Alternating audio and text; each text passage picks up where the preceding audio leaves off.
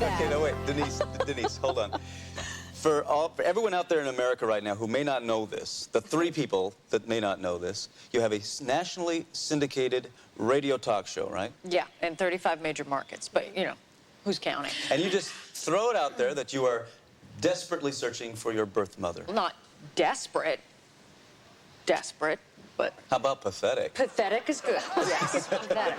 Okay, wait a minute. Let me get this straight. Anybody who knew her knew that she gave you up for adoption could just show up on her doorstep, right?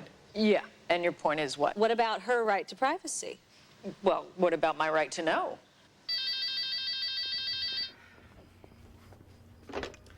Hello? How did you find me? Why can't you leave me alone? Let the past stay in the past. Yes, I heard you. Okay, now, Denise, what about this? What if you find out that your birth mother wants nothing to do with you? All right, wait, let me see if I understand this. She wants nothing. Nothing at all. Nothing at all. The daughter that she gave up at birth? Right. She wants nothing to do Nothing. with her. Well, then I would have to kill her. Denise. What do you want me to do? Oh, wait a minute. Wait, I'm serious. Well, so am I. Oh, please. This from a woman who is never serious. I mean chocolate. I just don't think I would have any other choice. I would have to track her down and kill her. And then you'll leave me alone?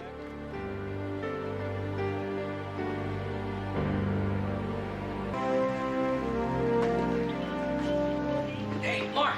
Yo. Hey, I'm glad I caught you. Which one of these jackets make me look more like a doctor? This one? This one. Oh, hey. Which one of these make me look more mature? Jesse, I'd like to help you. I've got to be somewhere in 20 minutes, and with this traffic, I'm not likely to get out of the garage by then. Yeah, me too. You know, I gotta go pick up my mom at the airport in an hour. Oh, your mom? You must be thrilled she's coming to see you.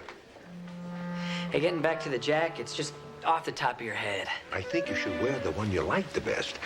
And Jesse, trust me. Oh, hey, thanks a lot. You know, Jesse, I don't think your mother's gonna care what you wear. She's gonna be so happy to see you. You don't know my mom. She can be very opinionated. She's a little bossy, and she gets what she wants by being really, really nice. Oh, terrible. Wear the blue one. Yeah. I'm late.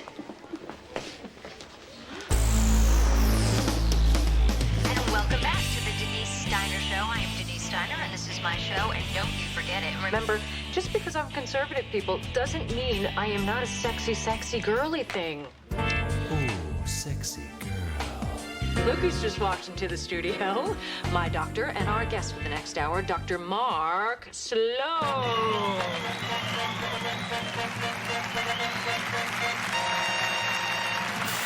Before we go to commercial, I just want to put out one last plea for information on... The search for Denise Steiner's mom. If you gave birth to me, give me a call here, will you? At 1-800-555-BABY. And now, here's a word from the people who helped me pay my exorbitant rent. Sorry I'm late. I'm Barney. Afraid you weren't going to show up. Hey! Hello, both of you. Steve, this is fabulous. Mondo, we need another set of headphones. Oh, no. I'm just here for the moral support of my father. But look at you. You look great. Oh, big compliment. The last time you saw me, I was 12 and I had braces. I'm so happy for you. Look at this. You're out in L.A., you got your own talk show. Mm-hmm. We're back in 10. Oh, okay. Why don't you guys take a seat, be comfortable. We'll start. Don't forget your headsets, guys. Okay, we are back with the handsome and debonair Dr. Mark Sloan, who has worked with the LAPD in catching many dastardly criminals, right? So tell our loyal listeners, how did you get involved in murder and mayhem? Well, Denise, as you know, my son's a homicide detective. Yes, I do know that, and gorgeous, I might add. In fact, I'm seriously thinking about committing a crime just so he'll handcuff me. So tell me, what is your secret? How do you go about catching a criminal? Well, you know, solving a crime is very much like making a medical diagnosis. You look for evidence, of course, and you try to put all the clues together. And then you go through the process, you know, sorting out things that don't seem to fit. And if you're lucky, you've got yourself a disease or a murder. Wow. I usually rely on dating to do that.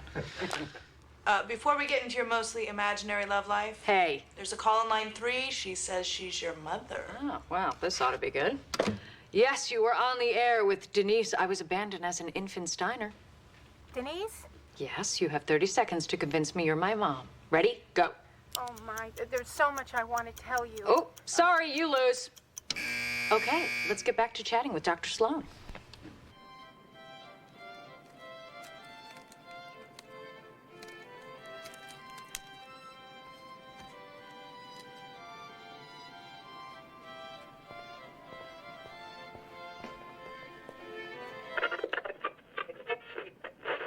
Anyways, I was saying, I realized the only person who possibly could have committed that murder was the one person who not only knew where Elise ate, but that she was allergic to peanuts.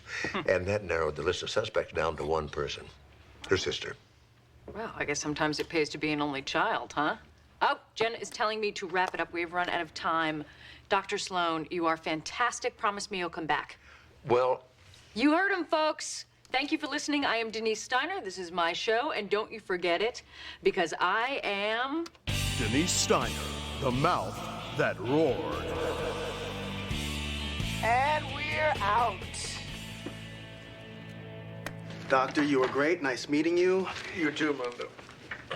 I meant what I said. You were fantastic. You make anybody look great. Well, thank you for doing the show. You know, I'm curious about one thing. Yeah. You know that lady who called in and said she was your mother? Oh, yeah, the 175th I'm Denise's mom call. Yeah, how did you know she was a phony? Oh, I don't know, just a feeling. Explain it to him, Steve. Well, I have no idea. You didn't let her get 2 words out. She just wanted her 15 minutes of fame. I promise you I will send her a I'm Denise's mom t-shirt, and she'll be a big celebrity in her geriatrics yoga class. Dr. Sloan? Hi, Stephanie Miller. You probably recognize me from any one of my failed TV shows. Yes, I think so. I just heard you on Denise's show. You were great. Thank you. You know, I come on right after Denise. Back off. He's mine. Follow me, gentlemen. Nice to meet you. That woman gets on my last little nerve. Hey, hey, hey. You got a fax from that fakey mother caller, Joanne Lombardi? Ugh, no, send it to legal. No, you might want to take a look at this. So, is it true? Oh, well, part about the birthmark is true, and I did have a heart valve problem. It was corrected when I was 2, but I had it when I was born. It's kind of weird, isn't it? I mean, how would she know about something like that? Unless she really is your mom. Please, get real. I mean, this is just someone who knows I have a birthmark and a heart valve problem when I was born. I mean, there must be hundreds of people who know the 2 things I've never told anybody before in my life. You've never told anybody. Oh, well, except for you, of course, and Ricky Hawkins, my 5th grade boyfriend. Have you been talking, Mondo? No. I mean, except for that small little tiny ad I placed in the LA magazine. So are you gonna go and see her? Jesse never once told me what a fantastic hospital this is. I mean, honestly, I'm so impressed. Well, thank you. We're proud of it. What you people are doing here, it's like you're a field surgeon. You know, you're really getting in there and you're saving people's lives. You know, I never thought of it that way, but I think you're right. Well, of course, you know, my own practice is in a private hospital. You earn a lot more money, but you don't get anywhere near the challenging cases. Challenging is exactly how I would describe it. Challenging and rewarding. Well, I'm sure you've got good pension plans and vacation time. Oh, yes, of course. At St. Paul Memorial, they make us take 6 weeks off a year. 6 weeks? They make you? Or they fine us. Isn't that silly? I really wouldn't know what to do with 6 weeks off. No, me neither. Oh, trust me, it gets old fast. I mean, going to the opera, taking trips to Europe, writing those articles for the AMA Journal. Oh, it gets old fast. Exactly. Exactly.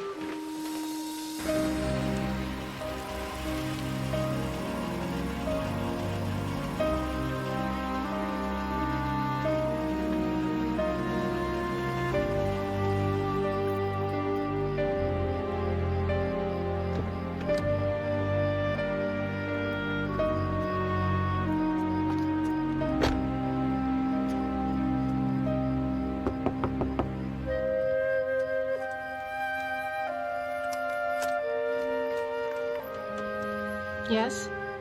I'm looking for Joanne Lombardi. Oh my God, Denise? It's you. Oh, wait. I can't believe it. Oh, let me look at you. Oh my gosh. I can't believe it's really you. Can I come in? Oh, yes.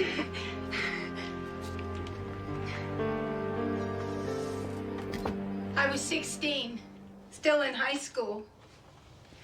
I was so afraid. It was different back then. I guess. I made this for you when I was pregnant. And then I couldn't give it to you because I was so ashamed. Oh, no, please don't. They told me you were going with a good family. I was. I did. It's the only thing that kept me from the awful pain of thinking I'd never see you. You did the right thing. Yeah. Yeah.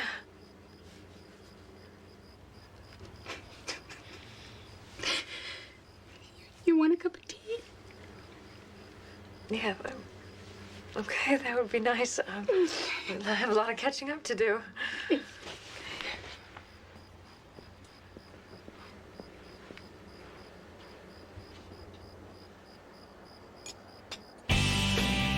So I'm asking her like a bazillion questions, and she's answering every single one of them. She's answers for all of them, and I'm sitting there and I am talking to her, and I'm thinking, oh my God, you have my nose. Do my ears deceive me? The cynical Denise Steiner, sentimental. Excuse me.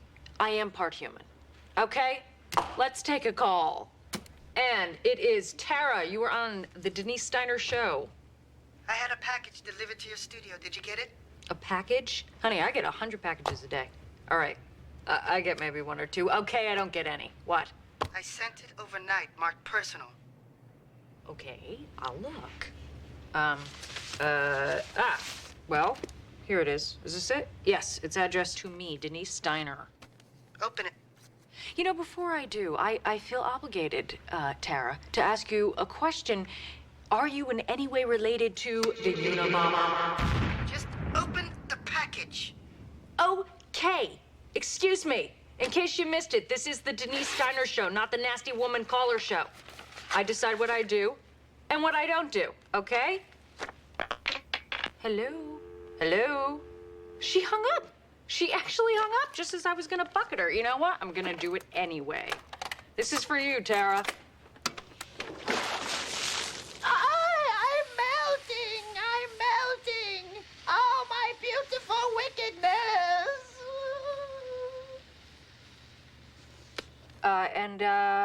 We'll be right back after this.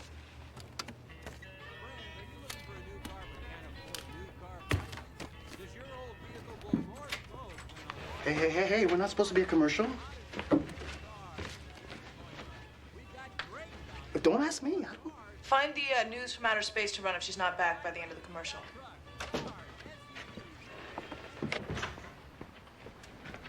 Hey, yo, Denise.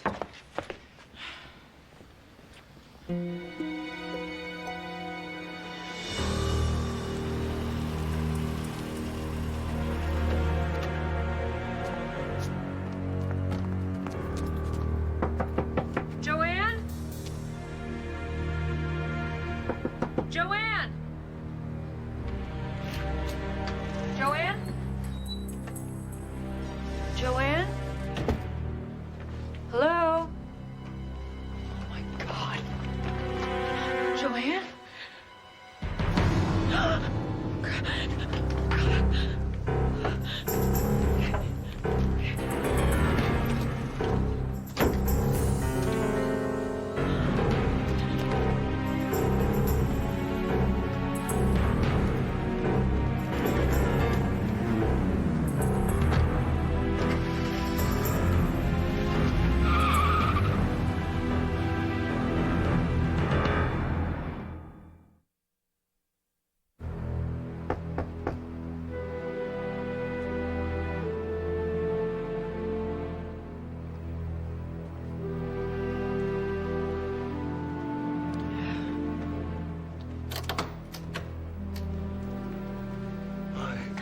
Jen called me. Everybody's worried about you. You all right?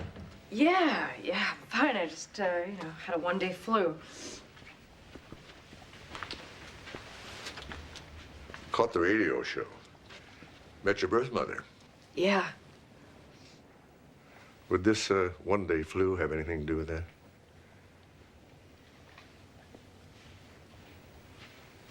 What's the matter?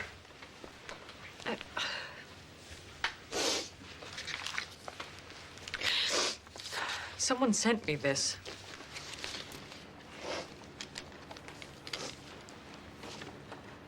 She sold me. I was just merchandise. All that talk about how she didn't want to give me up and her pain was just Well, these are just newspaper articles. about buying babies. But nothing about you or her. Oh, look at this note. One of these babies was you. Ask her, she'll tell you. Now, anyone could have written this. Did you talk to her about it? No. What about your adoptive mother? Did you talk to her? Please, I haven't talked to her in 3 years. Look, I have to get dressed. I have to go to work. Honey, I'm not sure you're in any shape to go to work. I have to. I'll call you later, I promise. All right. Okay. We'll give you a ride. That would be great. Thank you.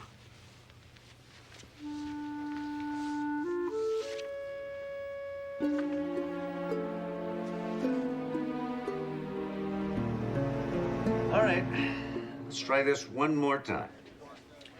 First, you said the woman had short, dark brown hair, and now you're saying it was long. I don't like the way these girls cut their hair these days, do you? I mean, I think a woman's hair is her crowning glory. Why chop it all off? Her hair should be long. Yes, well, you are certainly entitled to your opinion, but I need to know what the woman's hair looked like in reality. Can you tell me that? It should be long. All right, look, maybe we should just give this a rest. I'll drive you home. We can try it again tomorrow. Oh, I'd love to, but I have to be home by 2 for the guiding light. I used to be in pictures, you know. That doesn't surprise me. So today's topic will be people we'd rather see dead. Warren Legal, we're bound to get sued.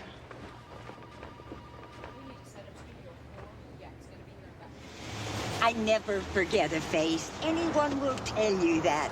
Oh, sometimes I forget someone's name. Someone I've known 40 years, but a face. Oh, my goodness, there she is. The girl who ran away. Over there at the bus stop. Are you sure? Oh, that's her, all right. I'd know her anywhere. The one with the baby? No, that's her on the sign. On the sign. Oh.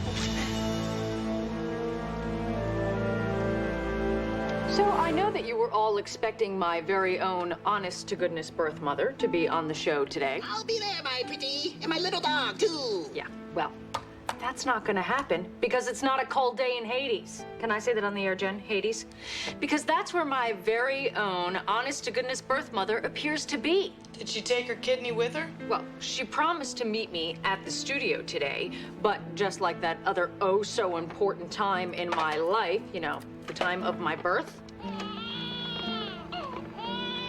she seems to have taken a powder, ladies and gentlemen. So I'm gonna ask you all a question. Have you ever come to the conclusion that someone near and dear to your heart is just, I don't know, better off dead? You're not taking me alive, Warden.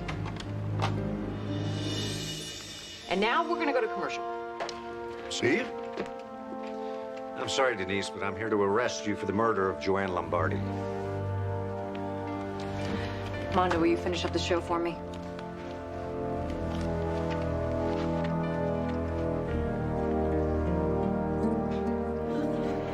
You know, when Jesse said that he was investing in a barbecue place, I thought he was talking about some big old restaurant, you know, part of a chain. Oh, well, it is sort of small, but the ribs are delicious. Mm-hmm. No, well, what do you call the decor here? Primitive? Mrs. Travis, Jesse's accomplished an awful lot. Oh, I know. I'm really very proud of him. In fact, well, I was going to wait, but what the heck? I'm going to follow my son's example and throw caution to the wind here. Attention! I would like to propose a toast to my son, Jesse, who left the family fold and forged a wonderful life for himself in a strange new land. To Jesse. Thanks, Mom. I'm touched. And I also want to make an announcement. Now, I was going to talk to you about this alone, but seeing you here, surrounded by all these wonderful people who love you, well, I wanted you all to know that I am offering Jesse a full partnership in my practice back in Minneapolis, St. Paul. Mom. Now, don't forget, that also includes a 6-week paid vacation every year. Now, of course, I don't expect an answer right away, but I am certainly hoping that when I get back on that plane to Minnesota, my wonderful, accomplished son will be coming with me. So, a toast to the future. To the future.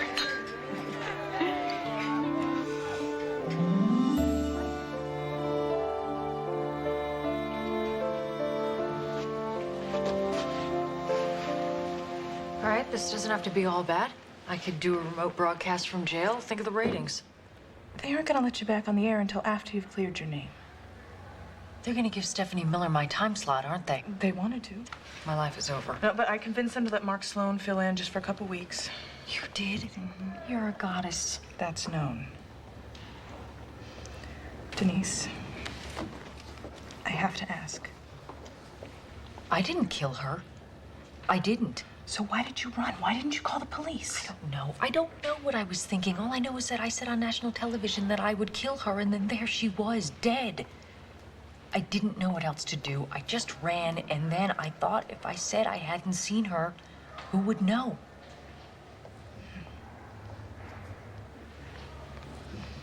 You help Mark with my show? He's a natural. Good afternoon. You're on the air with Dr. Not on the air. It's what? 3, 1, 2.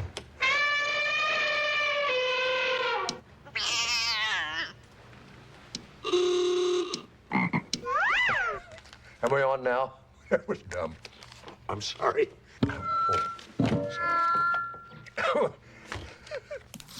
Okay. Hello, I'm wait a minute. I think I disconnected that call. That's a record, 8 in a row. Hello, Dr. Sloan? Hello? Am I on the air? You're on the air. Oh, can you hear me? Yes? We're out of time. But please be sure and tune in tomorrow from 3 to 7 for... It's the Stephanie Miller Show. This has been the Denise Steiner Show, the mouth that roars. That's a wrap. Good show, Mark. That was a disaster. Hey, don't worry. Everybody has an off day once in a while. Well, there is some good news. The station agreed to post Denise's bail. So, yeah, they just called me while you guys were on the air. Oh, that's great. You know, I was just wondering, do they tape these incoming calls? No, we tape over them. Well, not for a week. Why? Well, you remember those newspaper articles sent in by that caller? Yes. Well, forensics reported that only my fingerprints and Denise's fingerprints were on there. You know Denise. She's got a million nutball fans. Conspiracy wackos who believe they're being monitored by black helicopters. Yeah, they probably wear gloves 24/7. Yeah, I suppose that's true. But you know, it could be a frame. A frame? Well, you know, they never found a murder weapon. Yeah, but lots of people get convicted without a murder weapon. Yeah, that usually depends on the strength of the circumstantial evidence, though. What I was thinking is maybe I could listen to those tapes. I could find something in there that helped Denise. Well, I'll find it for you. Well, I'm gonna take off. I promised Denise that I'd drop by some books and stuff from her place. Catch you later? Yeah. Catch you tomorrow?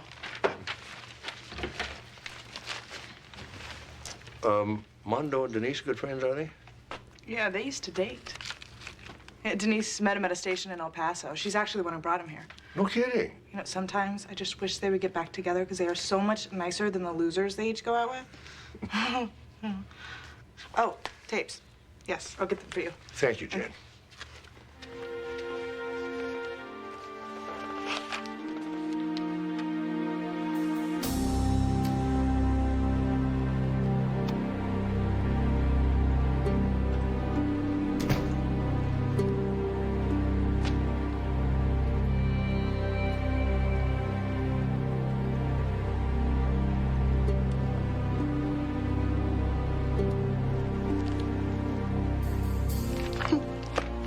I know which.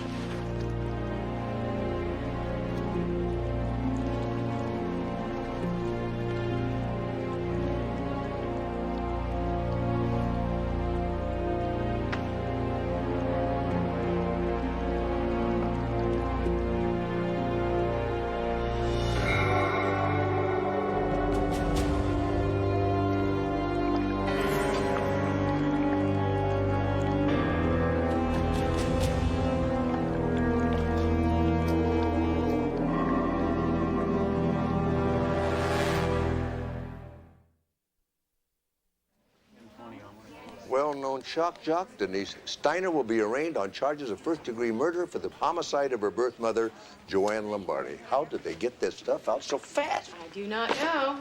I should have Lombardi's autopsy finished by early afternoon. Great. You know, her brother's requesting that we ship her body to Texas. Texas? That's where she's from, El Paso. Hey, Dad, got your page. Hey, Amanda. Oh, Steve, good. Had the tape analyzed. What tape? You remember the woman caller who sent the newspaper articles to Denise? Yeah? Had a sound man run through it. Guess what he found? Nothing. Nothing. I mean, no stray noises, no ambient sound of any kind. Well, you think the call came from a sound studio somewhere? I think it could have been from right in the radio station, which would narrow down the list of suspects. Yeah, possibly the women that work at the station. If she was framed. I think that this tape, combined with the fact that there were no fingerprints on any of those newspaper articles, is a pretty good case. Dad, we found a murder weapon in Denise Steiner's house. A White House letter opener. Which would be consistent with the size and shape of the wounds. Denise's initials were on it, and the luminol turned up micro traces of the victim's blood. Why would she hold on to the one piece of evidence that could send her to jail? Wouldn't be the first time someone held on to incriminating evidence. You know, I tell a couple of people there's no murder weapon, and suddenly it magically appears. Strike you a little convenient? Coincidental, but not relevant. Well, does this sound relevant to you, that one of the suspects is from El Paso, Texas, where the victim is from? Dad, lots of people are from El Paso. I mean, Denise lived there herself for a while. Oh. Look, I'm sorry, Dad. I want to believe her, too. Call me when you get the autopsy report. Yes. See ya. See ya. Where were we going? Staff meeting, fourth floor.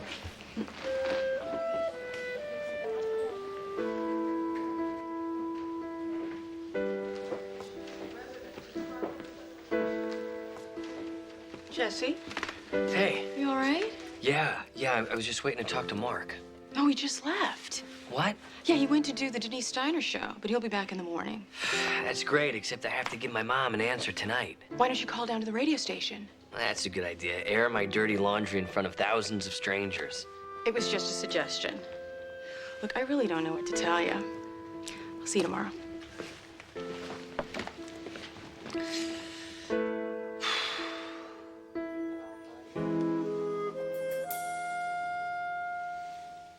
All right, our topic for today is this. If there's one thing you did in the past that you could go back and change, what would it be? I should have never kept those tapes because I am not a crook.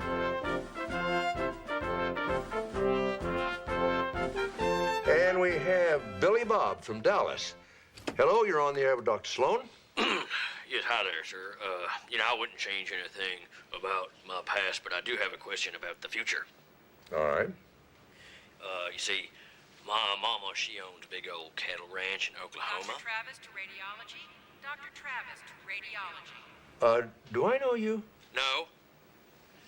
Anyway, you see, she wants me to come on back there and help her run it. Mm-hmm. And what do you want to do? Well, see, I don't want to disappoint her, and I don't want to hurt her feelings, and I certainly don't want to move back to Oklahoma neither. I understand. So, what should I do? Well, of course, that's your decision to make, Billy Bob. But I can tell you this. If you do something that's not right for you... You'll regret it, sweetheart.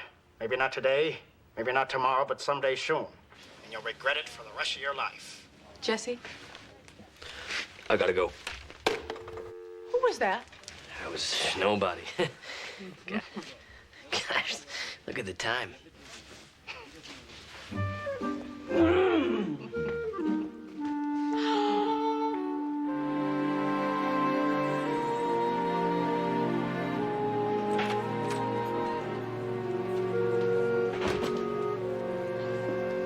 Hey, Mom. So, you're not coming back to Minnesota with me, are you? How'd you know? I heard you on the radio. A cattle ranch? You knew that was me? I just wish you had come out and told me instead of broadcasting it to 500,000 strangers. Okay, look, Mom. I have got a cab waiting. I'm on my way to the airport.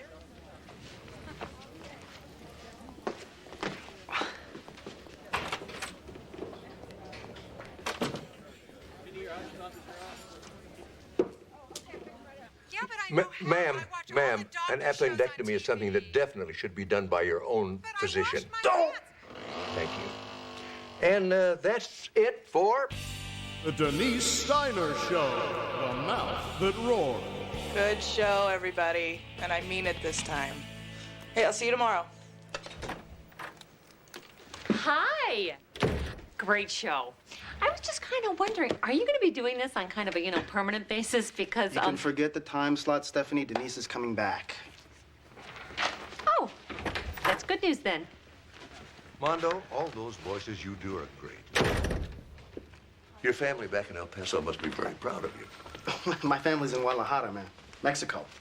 Oh, I was looking at your bio in the manager's office. I thought that said El Paso. Well, born in El Paso, but raised in Guadalajara. Oh, I see. I'll see you. Mondo, you remember that tape Jen gave me? Oh, the nasty woman call here. Yeah, that's the one. It looks like that call was made from a sound studio. And I was just thinking, isn't there an empty sound studio around here somewhere? Yeah. Yeah, there's one, follow me. Good.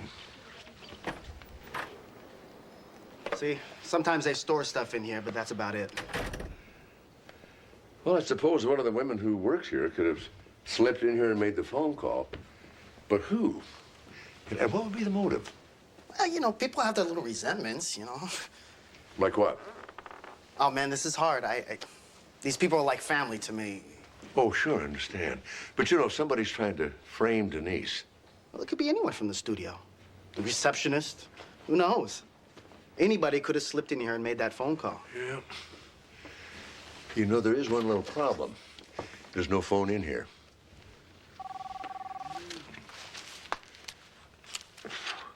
Sloan? Oh, that's great news. Yeah, I'll meet you at the hospital. Denise is out on bail. Oh, great, great. Somebody could use a cell phone in here. Yeah. Do you have a cell phone by any chance? Yeah. Doesn't everybody? Yeah, I guess you're right. Everybody does. Okay. Thanks a lot, Mondo. All right.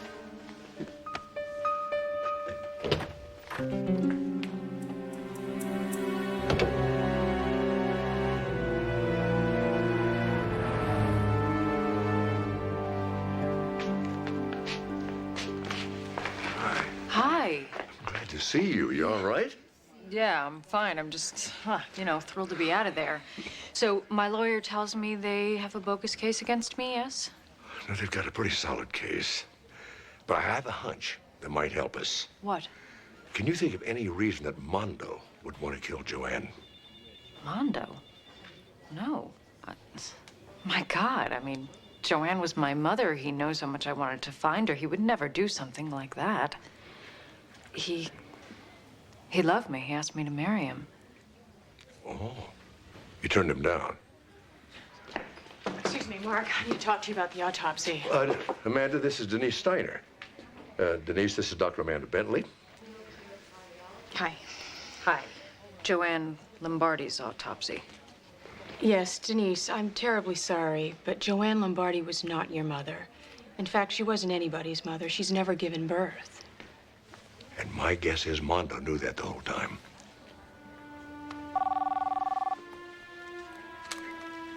Hello? Yeah, Dad. I talked to my buddy at INS. You were right. Yeah? Mondo Arriaga's family was deported from El Paso, Texas, back to Mexico. Mrs. Arriaga, his mother, died there. You want to take a guess at who turned him in? Joanne Lombardi. Yep.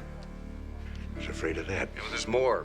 When she turned in the Arriaga family, she also reported almost 100 undocumented workers. 100? She was working for a man running for state representative. Got him elected. Apparently, a lot of people swear they'd get even with her. My guess is that's why she eventually left the state. I see. Thanks, Steve. afraid, Mondo. Oh, no. Oh, no.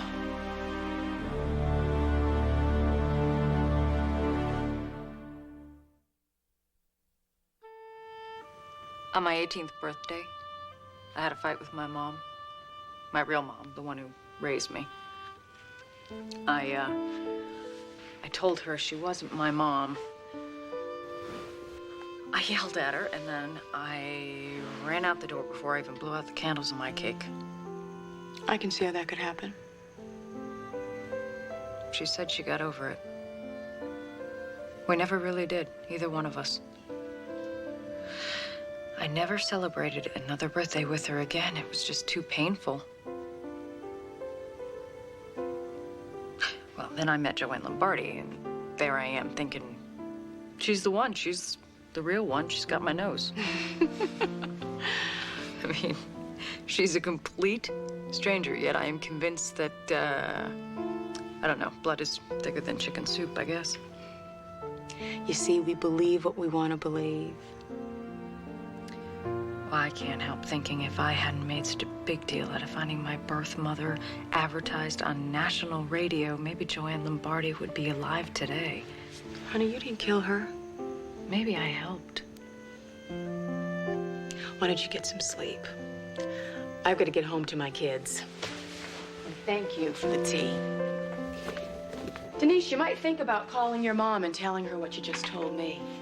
Good night. Good night.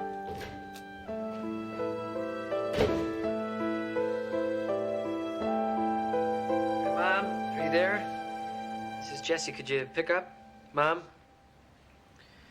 Okay. Look, I'm sorry that you left without giving us a chance to talk. I'm sure you're disappointed. But I just wanted you to know that I love you, and that I am gonna stay here in LA. This is where my career is, my life is here. But I do love you, and I guess how you feel about me is up to you. Okay, bye.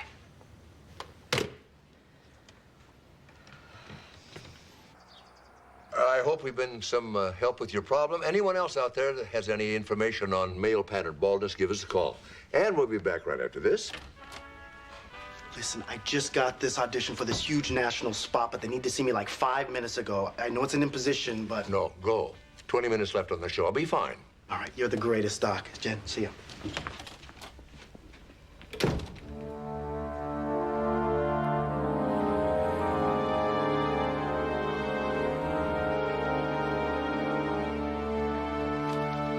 Mando Arriaga, you're next.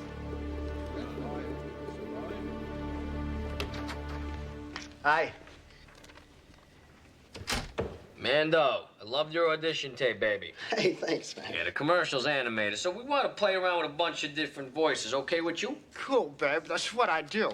All right, good. Let's start with an accent. Maybe like Hispanic or whatever. Okay with you, babe? Just open the package and smell the mighty aroma. That's great. Let's try. This is wild. If you can't do it, don't worry about it. But how about same accent, only this time we're a female?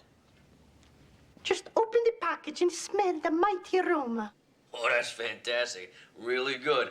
How about same voice, no accent? You know, no accento, as they say. Just open the package and smell the mighty aroma. How about with a little edge of anger? Just open the package and smell the mighty aroma. All right, more anger. Just open the package and smell the mighty aroma. Hey, I think that's the one. Let's play it back. Just open the package and smell the mighty aroma. You know, I think we have that voice already on tape. Just open the package. We got it from the radio station. You pretty nearly carried it off. I don't know what you're talking about.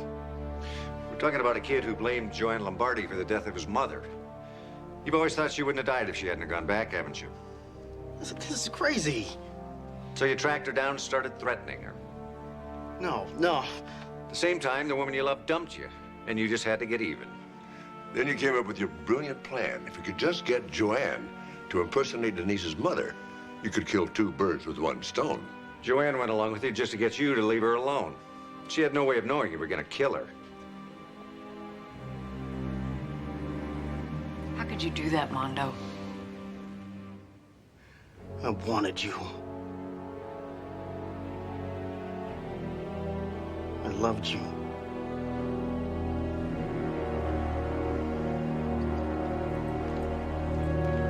All right, let's go.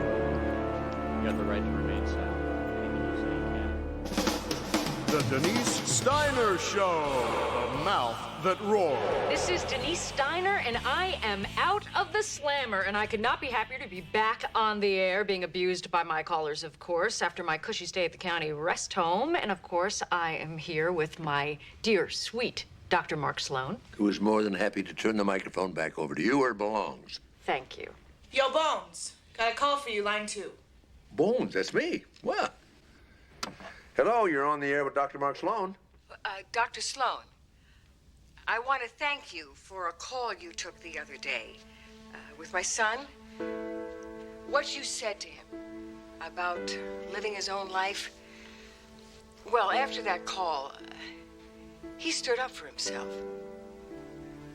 To me. Maybe for the first time. I want to tell him I'm proud of him. And I love him, too. Wow, that is so sweet.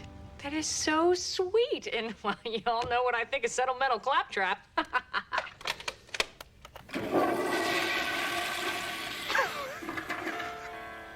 Man, I am gone a week. I was only gone a week, and the Saccharin Squad takes over. Oh, speaking of that, Denise, we have a little surprise for you. Really? Happy birthday to you. Happy birthday to you. Happy birthday, dear Denise. Happy birthday to you. Oh, well, that is incredibly thoughtful. They brought me a cake. But completely misguided because, in case you forgot, my birthday is until next August. Yeah, well, we know that, but, you know, it kind of is your birthday because, well...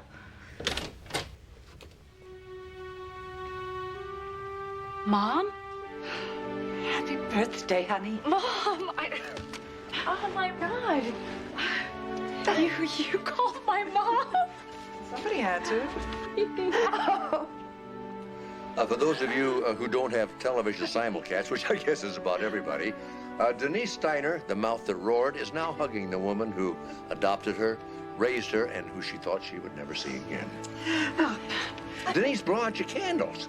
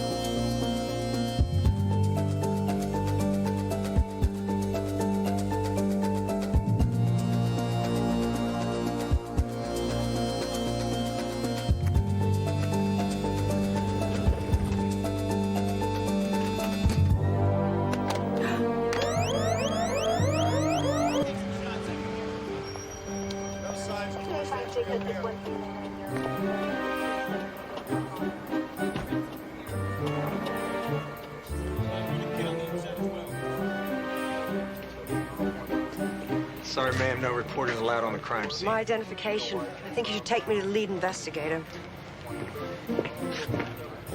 Her name is Tanya Gardner. Her husband was in Tokyo on business. He's on his way home now. Murder in the commission of a burglary, huh? That's what it looks like. And the killer is a man named Grant Connor. Inspector Vanessa Churchill, Scotland Yard. Inspector? What has the yard got to do with a garden variety murder in Malibu? Grant Connor is a jewel thief. I've been following him for 6 months, getting closer and closer. I lost him last night, 3 blocks away. Reuben, Sampson, and Delilah. Authentic? Probably not. Uh-huh. This was Connor's usual M.O. Cut through a glass window or door, avoiding the alarm wires. Does he usually kill to get what he wants? No. Usually he just seduces and betrays his victims. It was Connor's way of finding out where important jewels are kept. He slept with the women who owned them. This one. She was very beautiful, wasn't she? Any idea why he killed her? Maybe she wasn't supposed to be here when he broke in. Maybe she could identify him. Or Yes. maybe she helped him and then made demands. Women have been known to be like that. And maybe he didn't want to give in to her demands. Men have been known to be like that. But not to kill, surely. Perhaps you've known different men than I have. She was so sweet-tempered, you know. Always made you feel like you mattered to her, you know what I mean? Can you give me an idea of her itinerary the past few weeks? Easy. Every day was the same. She slept in late. After lunch, she and I would go to Saks, Beverly Hills. She'd shop 3, 4 hours. Come back with a lipstick, new pair of shoes, like that. And, old Seton Barkley, is he still at the yard? With the yard, he is the yard. Yes. He was here back in, oh, gee, when was it? 86, 87, somewhere late in the 80s. That's right. He was working on, The runaway royalty murder. That's right. Then, and his wife, Tabitha, how's she? Truthfully, I don't know. I haven't really spent any time to speak of with Seton for several years. Sorry. Would you tell me something? If I can. That painting, Samson and Delilah, how did you know that was not the original? The original was auctioned off in 1640, the year Rubens died. When it appeared again in the Prince of Liechtenstein collection in Vienna, it was widely believed to be a fake, a very good copy by Jan van Heck. Then it disappeared again and was rediscovered in 1929 when it was sold to a German tobacco dealer. This time it was heralded as the original Rubens, but no one knew what happened to the copy by Van Heck. Then the painting was lost again, resurfacing only recently. So who can say? Rubens, Van Heck, or someone else entirely? Sounds like a shell game. A very expensive one, yes. Good morning. Oh, wouldn't happen to know of any cigar shops in the area that might carry a small, unadvertised supply of Cuban cigars, would you? Cuban cigars are illegal in the United States. Yes, well, even so, I had heard that some proprietors keep a limited supply for their favored customers. Is this pertinent to the Connor case? No, not at all. It's a disgusting habit, I admit, but I've developed rather a fondness for cigars, particularly Havanas. You smoke cigars. At first, it was a way to get my colleagues to accept me as one of the boys. Then I got hooked. Oh, I see. I wouldn't want you to give me any information that might leave you feeling compromised. But if you would think, as I would, that I'd only be skating on the edge of the most minor of illegalities. Well, if you can think of anything else, no matter how unimportant it might seem to you, I'll call him. Thank you.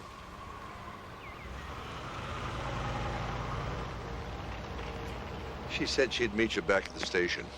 I've got to get to the hospital and make my rounds. Hello. Hi, Amanda.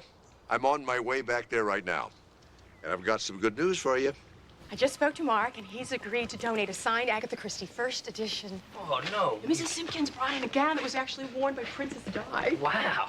And I think we have an original teddy bear from Theodore Roosevelt's era. Look, I know what an original teddy bear is, okay? All right. You're not the only one around here who knows the value of something. Oh, where's all this coming from? Sorry. I'm just excited about the quality of items that are being donated for the fundraiser. I know. You know, the thing is, I've got this violin. It was a gift from my father. Your father? Yeah, he brought it back from Eastern Europe about 18 years ago. Anyway, it's signed. By whom? It's not a Stradivarius. It's not even an Amati. It's not Sears and Roebuck, is it?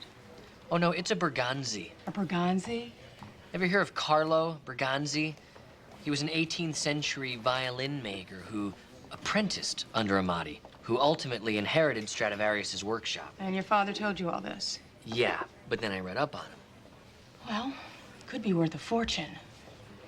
You know, it's hard to say. Manufacturers would often forge signatures just to sell instruments. You've never had it authenticated? No, but, you know, I figure I might as well give it to the hospital for the auction. Wait a minute. Now, Jesse, if the violin was actually made by this... Berganzi? Berganzi, it could be worth what? I don't know. I mean, a Stradivarius sold for $1 million in 1996. There you go. You must get the instrument appraised. But it's not a Stradivarius. It's probably not even a Berganzi. I mean, what are the odds of that, right? I have an authenticator coming to appraise some items. Would you like me to have him look at your violin? It's probably worth $200 at most. So what? That's still a generous donation. Look, it's not like I play the thing, so if I can give it to a worthy cause, well then, good. Jesse, I want you to think about it. What I don't want is for you to donate the violin and regret it later. Hmm? All right, absolutely not. I will think about it. According to her chauffeur, Mrs. Gardner went to a store in Beverly Hills every day for 3 or 4 hours. But her credit card records show that she hardly ever bought anything. Well, there's no law against window shopping. No fun in it either. Inspector Churchill has another theory. The store is directly across the street from the Beverly Wilshire Hotel. I stopped in on my way here. So, if the victim were having an affair, she could have been using shopping as a cover. Grant Connor, courtesy Interpol. He registered at the Beverly Wilshire 10 days ago. Checked out this morning, early. So you think the thief cozied up to the victim, got her to tell him where the jewels were, broke into her house, and then what? Killed her? Inspector Churchill thinks that maybe she didn't know he was going to rob her, or maybe she did and wanted to go with him. Grant Connor is a very charming man. Yeah, he looks charming. What did he take? We won't know until the husband returns, but whatever it was, it must have been worth a lot if he was willing to kill for it. All right. I'll put out an APB. I agree. That would be the smart thing to do. Well, thank you, Inspector. I'm so glad Scotland Yard approves.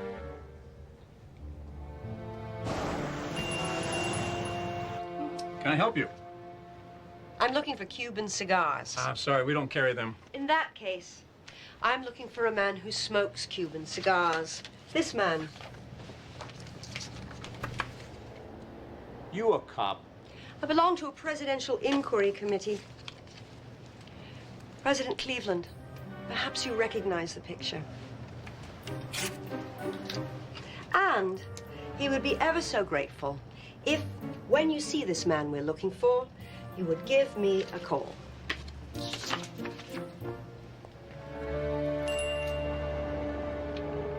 Grant, come here. You're on TV. If you have any information as to his whereabouts, please call the police. He is sought for questioning in connection with a burglary in Malibu and the possible murder of a woman, Tanya Gardner, the former model and actress and young wife of millionaire Edward Gardner. Is that true about the woman? Of course not. I told you what happened. Where are you going? Friends. Well, Grant, how will I know how to get in touch with you? I'll call you.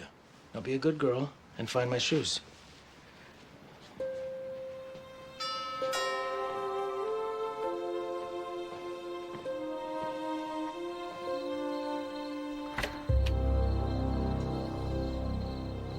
I've been expecting you. You caught the 6 o'clock news. As did 500,000 other people. Come on in. I only need to stay a few days. Unfortunately, I already have a house guest. Vanessa. One of these days, you're going to have to find a fence I haven't introduced you to.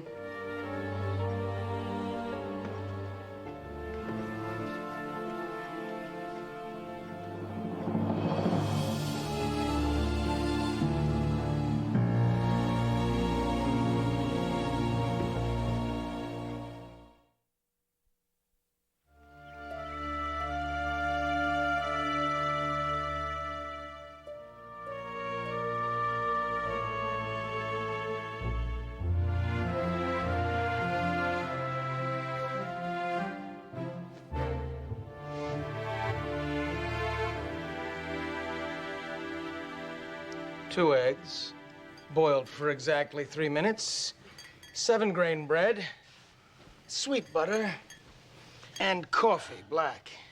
Unless you've changed your dietary habits. Doesn't appear as if either of us has changed. You were very clever to find me.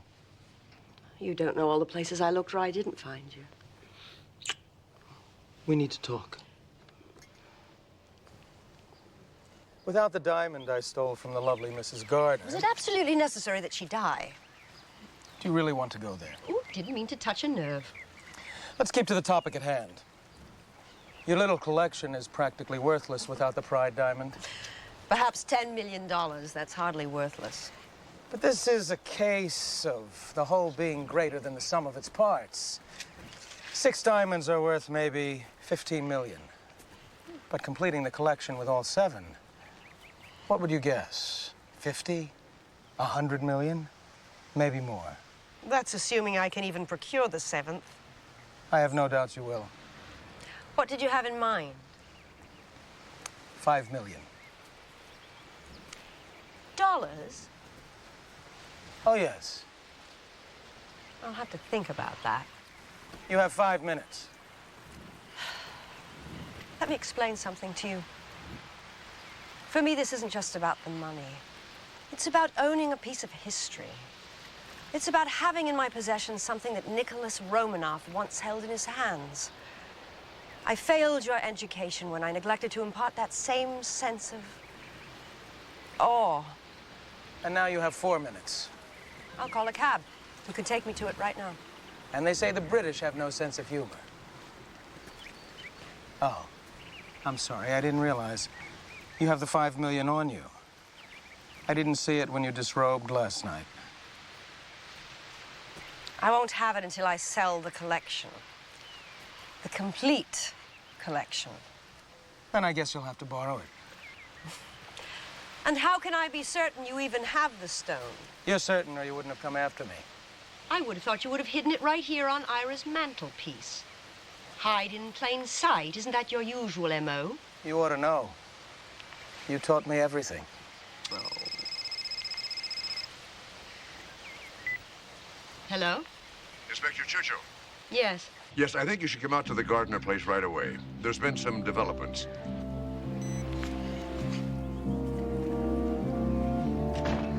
My son's interviewing Tanya Gardner's husband, but I think it's unlikely he had anything to do with the murder. That would have been my guess also. Oh, I bought you this. It's not Cuban, but it is expensive. I thought maybe it'd do in a pinch. Thank you. Lovely. Mr. Gardner's identified the piece that was stolen from their safe. It was a diamond, one of a set of 7. 7? Want a light for that? No, I'll save it for later. The set was called The 7 Deadly Sins. They were cut for the last Tsar of Russia. Nicholas Romanoff. Yes. Each one was a slightly different color, I understand, and each one was cut in a slightly different manner.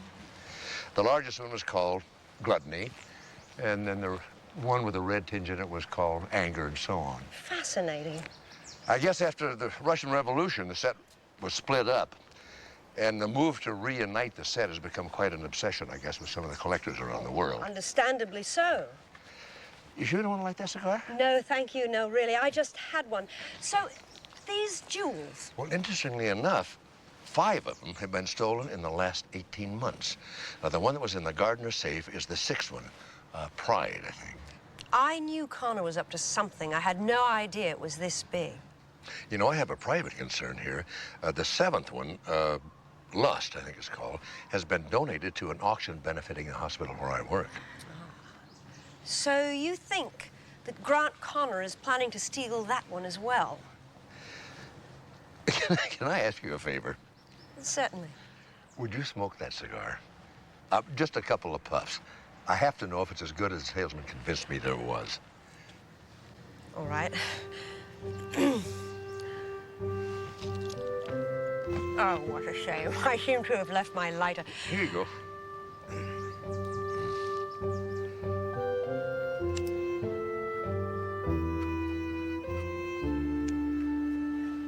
You have to cut the end off first, otherwise it won't draw.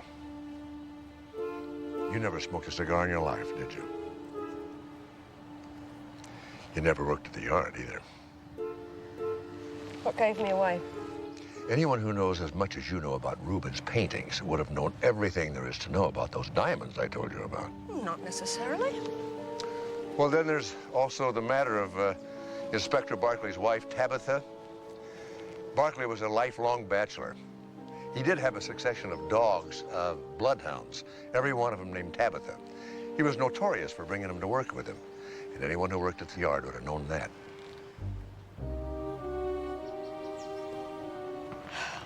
My real name is Vanessa Thackeray.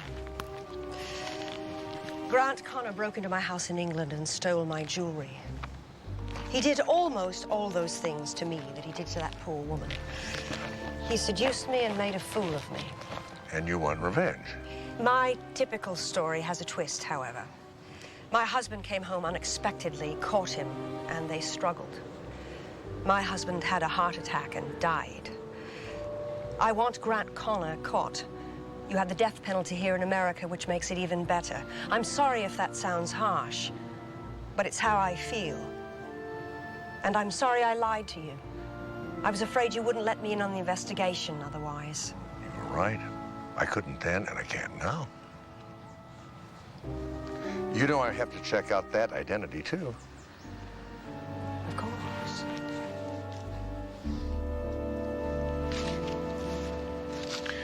You think she'll walk away from this? I didn't think so either. Cigar? Yeah. Have to bite the end off. This one?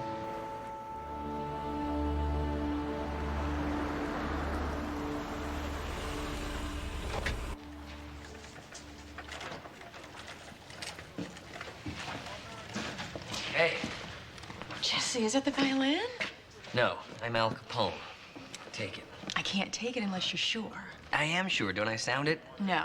Well, I am, so take it.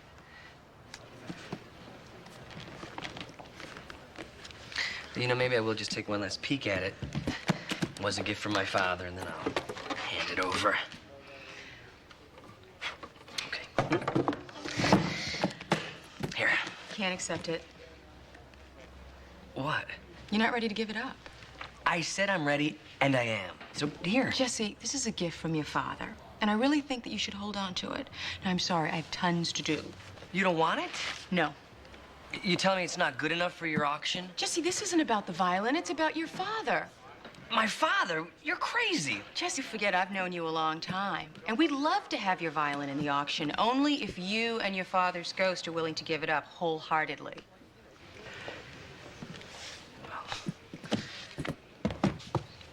I hope it is valuable. It'll be a first for my father.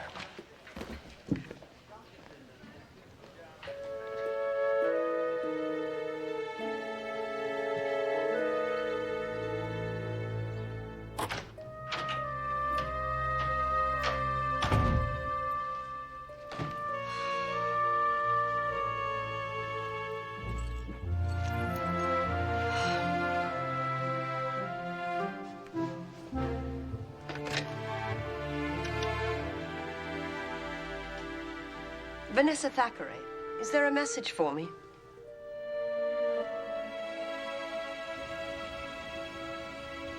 The girl's name is Polly Cornwallis. I'm not looking for a girl. You're looking for this one. She always came in with a man when he bought at Savannah's. She came in this morning alone. What's this? A license plate, one of those vanity things, Poly C1. You can get the address from that. Well, I figure that should inspire President Cleveland's gratitude, don't you?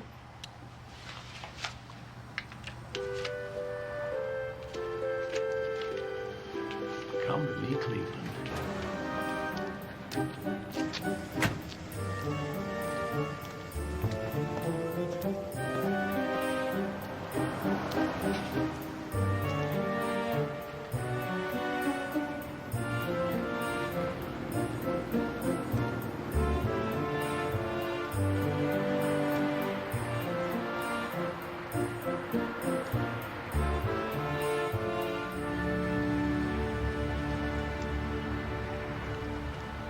What's she doing?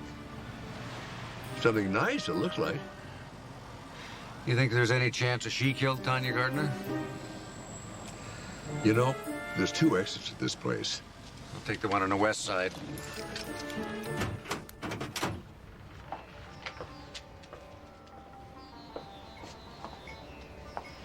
Are you Cornwallis? Polly.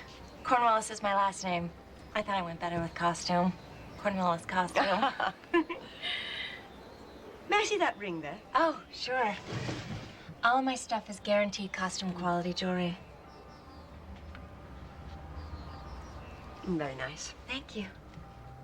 What about that necklace there? Oh, that was worn by Rita Hayworth in Rain. Oh, yes. Beautiful, isn't it? Yes. Do you have a restroom? Sure. It's right back there. What about that piece there? That's, just decoration. It's junk. But I like it. How much? I'm sorry, it's not for sale. Everything's for sale. Name a price. I really am sorry. It's my boyfriend's. He's just letting me use it for window decorations, but he was very definite. He wants it back. Oh. Do you mind if I just look at it?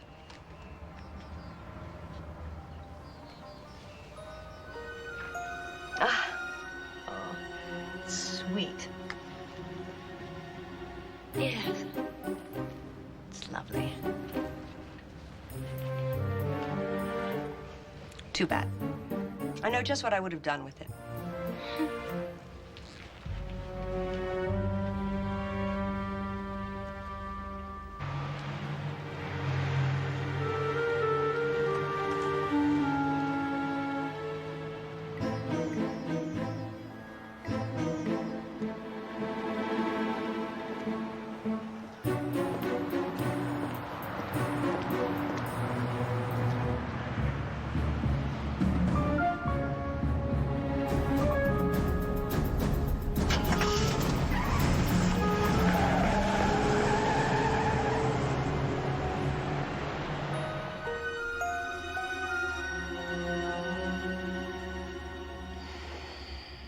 And then there was one.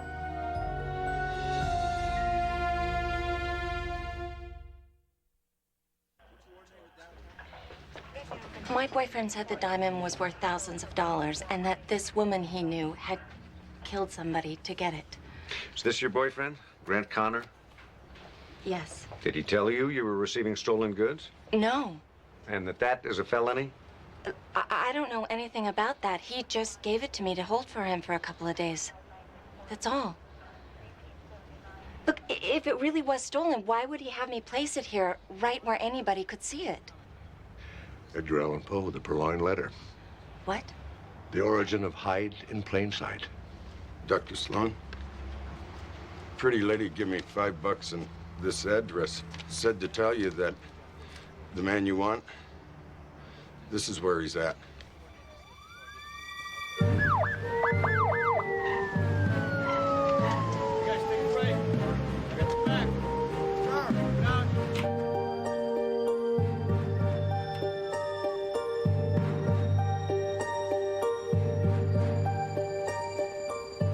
We know that pseudonyms aside, her real name is Vanessa Sellers. That she's something of a legend in Europe. A retired cat burglar. An alleged cat burglar. She's never been convicted of anything. And what would that make you? Her alleged, how should I put this? Wholesaler? Offense is offense is offense, Mr. Janos. Vanessa Sellers and I haven't had any business dealings for the past 7 years. As a matter of fact, I'd also heard that she was retired. That is, until she showed up on my doorstep last night. Who's Grant Connor? He was her protege and her lover. How tidy. They had a falling out 3-4 years ago, another woman, I believe. But they seemed to be on fine terms last night and early this morning when they finally parted ways. I hope I'm not telling you more than you wanted to know. Oh, there's no such thing. Well, then perhaps you'll want to know this. Grant told me that Vanessa stole a very important diamond 2 nights ago and apparently killed a woman in the process.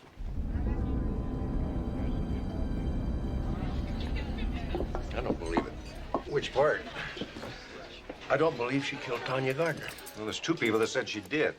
2 people that Grant Connor told. It doesn't fit the profile from Scotland Yard we got on Vanessa Sellers. Well, it doesn't fit Grant Connor's profile either. True. But if she killed somebody, why would she hang around waiting to be arrested? Well, returning to the scene of the crime may be a cliche, but is based on fact. Criminals have been known to work themselves into the investigation of the very crime they committed. There is another reason she might have tried to get in on the investigation. The 7th diamond's going to be auctioned off in 2 more days. And who better to lead her right to it than you? Yeah, but that'd be foolish of her. She's got to know we're going to be guarding that diamond more closely than ever. Foolish or incredibly daring.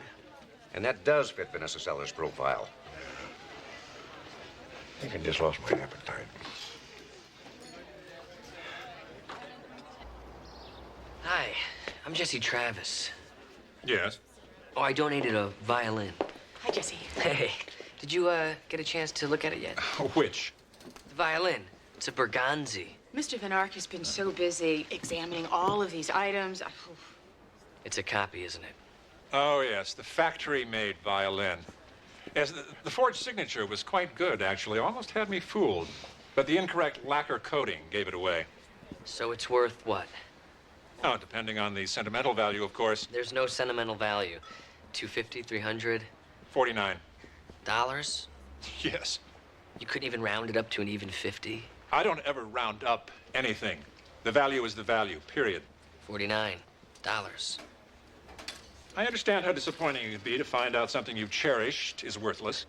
Believe me, I never cherished it. I kept it in a box, in my college locker, in my closet, so don't worry about it. Yes. Nah, it's fine. I should have known it was a phony, just like everything else my father gave to me.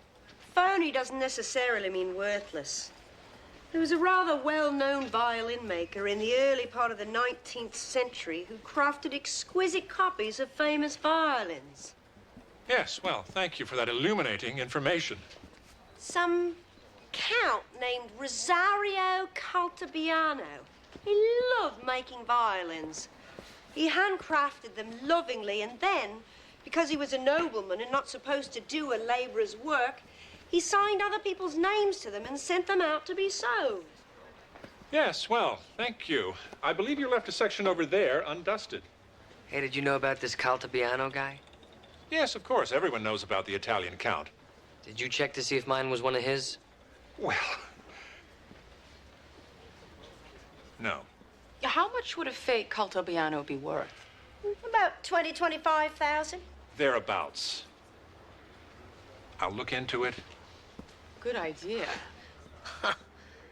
Hey, how'd you know so much about where'd the...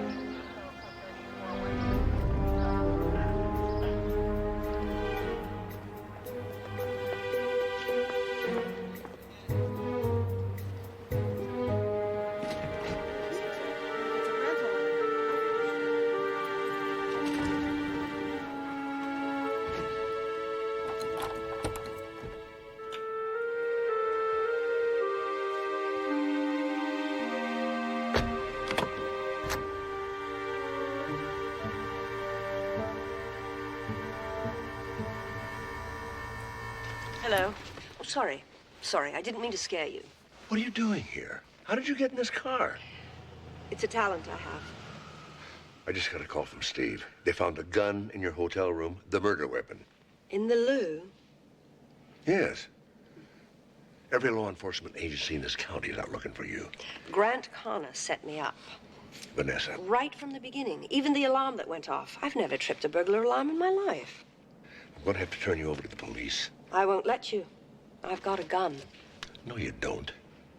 Scotland Yard sent me a copy of your files. You never carry a gun. If you know that, you know I couldn't have killed Tanya Gardner. I admit I'm kind of leaning that way myself, but the police department isn't. At least let me explain my side of this to you. Please. Grant's been telling anybody who would listen that I did it. He's been quite insistent. That's bothered me a little bit, too. So when I left the hotel, I rang up the front desk and asked them to send up a plumber to check my loo. Ask them which plumber they sent up. He'll tell you there was no gun in the loo after I left. Now, how do I know you didn't go there afterwards and stash it in the one place you knew would be alibied? I haven't been back to my room. I'm supposed to take your word for that? It would be nice, but not essential. I have witnesses. I was at the auction house all day, casing the joint, I think you call it. Ask your friends, Dr. Bentley and Dr. Travis, about the cleaning lady and the violin. Ask them to tell you the story of Count Caltabiano. So you concocted an interesting tale so they wouldn't forget you. It was all true. Every word of it. And so is the fact that I never put a gun in the loo in my hotel room. Now, how could you possibly know in advance where Grant was going to hide that gun? I complained about the heating system, had them check the air vents, asked housekeeping to please vacuum the curtains, under the bed, behind the dresser. I had a very busy morning. Are you going to turn me in?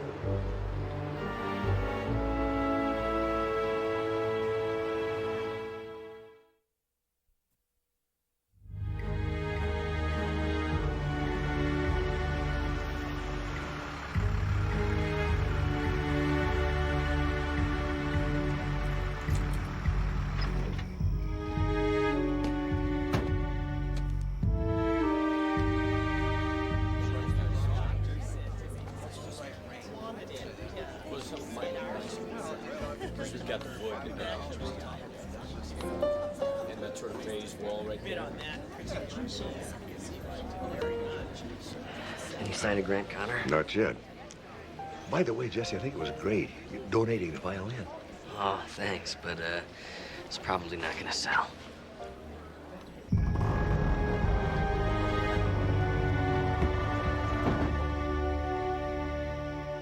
You weren't supposed to be here until tomorrow morning. We got a break with traffic out of Bakersfield. Oh, they dock you for that? Yeah. Don't want to make the company look too good, huh? You still can take us tonight, can't you? Sure. I can't go anywhere till after the auction anyway. Great, thanks. So, that's a real mummy? For the Egyptian auction next week. Wow. We'll put it in the basement, and I'll unpack it tomorrow. There you go. Thanks a lot. Yeah.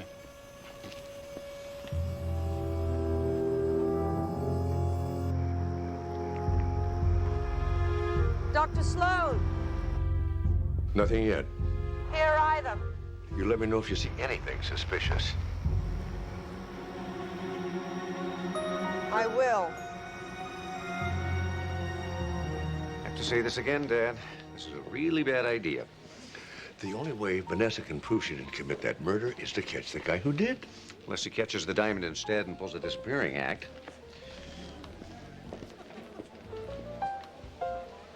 I want it up against that wall over there. Watch for the light overhead. That's it. Face south. Next, spin around. Perfect. Hey, thanks, guys. Good evening, ladies and gentlemen, and welcome to our auction this evening. As you know, all proceeds tonight will benefit the Building Fund for Community General Hospital. Our first item is a stunning copy of a Bergonzi violin crafted by the famous forger, Count Caltabiano.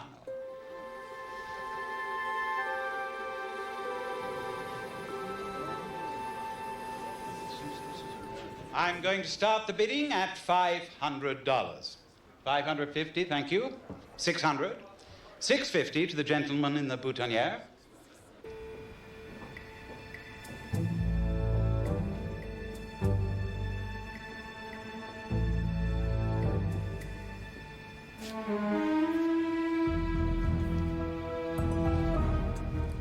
Dad, I think he's here. Vanessa? Vanessa? Vanessa? She's not responding. Check on the roof, I'll go check on the diamond. Dad, keep a close watch out here, will you?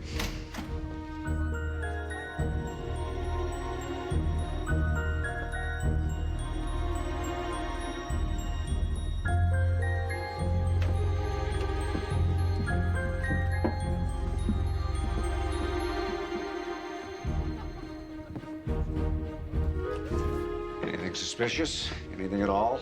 No, sir. Everything seems to be just fine.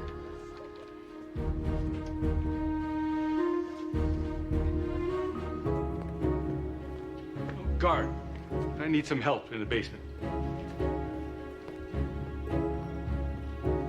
And now, ladies and gentlemen, the item you have been waiting for. The pièce de résistance. The seventh jewel in the Romanov Seven Deadly Sins collection, the Lust Diamond.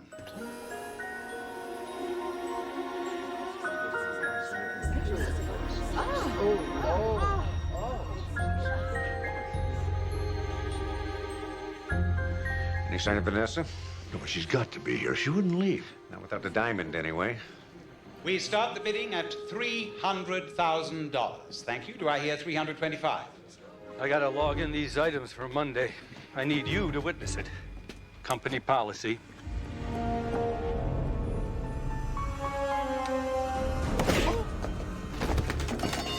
At $1,400,000 then, going once, going twice. Sold to the gentleman from Ohio.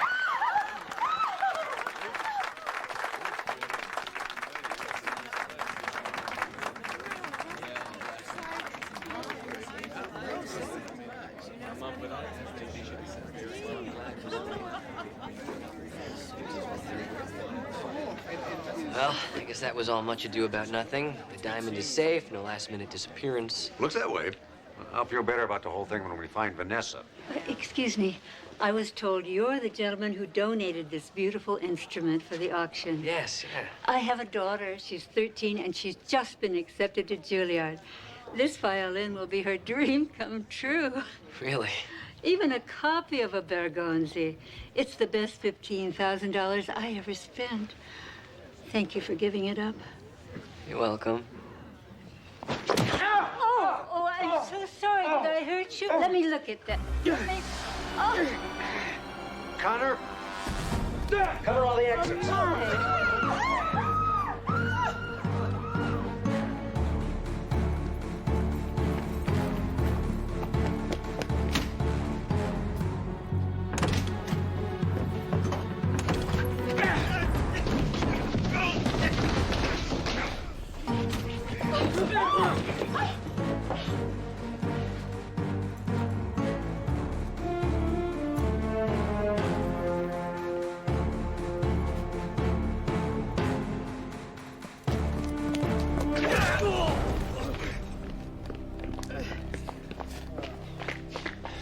Karate?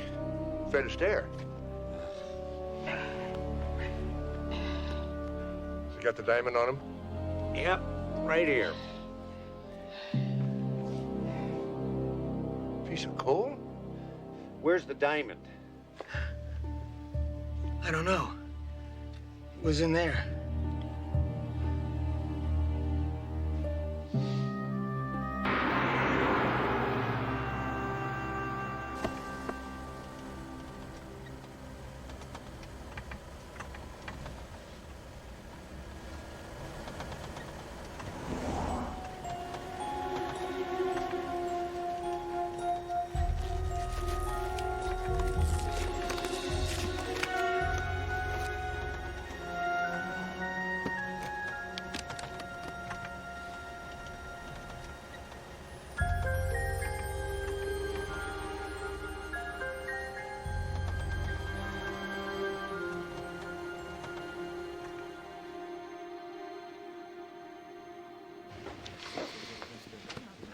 put out an APB on her. Oh, she and the diamond are probably long gone by now. Steve, I'm sorry. I was wrong. Well, it doesn't happen that often. You gonna be all right? Yeah, I'll be fine. And don't worry, Dad. We'll catch her. Yeah.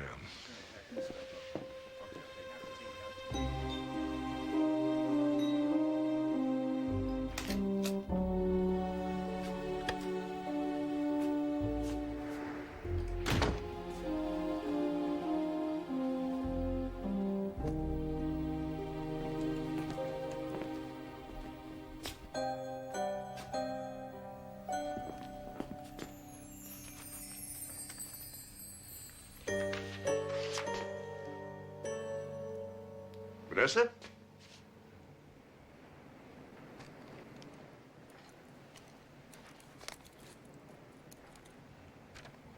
Dear Mark, I couldn't take the diamond. Not after you put your trust in me. But at least, for a few hours, I had all 7 jewels in my possession. Just like Nicholas. Thank you for that. By the way, tell Jesse there really was a Count Caltabiano. And this violin was one of his. He should keep it as a memento of his father. Ciao, my friend. Check this out, Mr. G. So, this is your promised land, huh? Prime beachfront, which we're turning into a 5,000-room hotel and theme complex geared to the whole family. Didn't some guy with a mouse already do that? He left out the casino. The governor is signing a private bill next Tuesday. He thinks it's for a wellness center. You got a hospital to front for you? A young woman was out here and offered me a whole lot of money to sell it. I see. Do you really believe that this is the best possible place for that wellness center? Kidding. I mean, the view itself is positively therapeutic. If they'd kept him in prison for only 1 more year, I wouldn't be having these problems. You really think your father killed his own son? Yes. You know, this is not like Mark. He was acting really weird yesterday. He told me that he hated barbecue Bob's, and he called it a joint. That just isn't Mark. And it's almost as if he didn't recognize me. Something is wrong. I feel it. She's a patient of Mark's. She's been having trouble with her memory over the past 6 months. I just don't want to die alone in a hospital. This is my project. It's my money, You haven't lost a dime. and I don't intend to. From now on, this is not about legislators and loopholes. This is about persuasion. I'm the persuader. Either you fold your hand and let your father run things, or you do what needs to be done.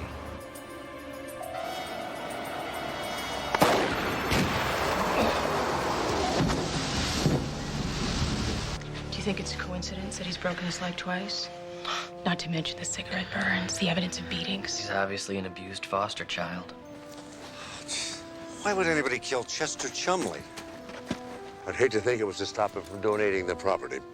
Given it a lot of thought, and I want to foster him.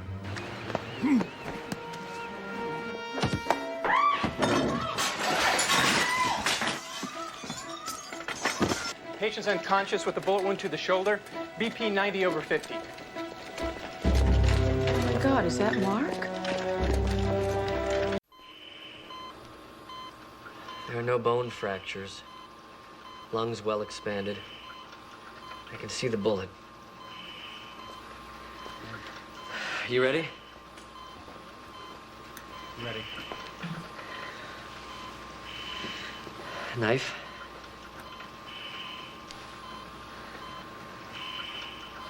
Vital stable. Let's get the bullet out of there.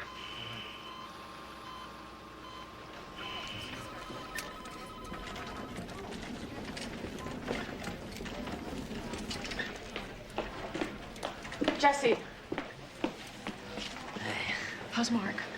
Oh, he's gonna be fine. There's nothing to it. Routine, really. An intern could have done it. I've never been so scared in my life.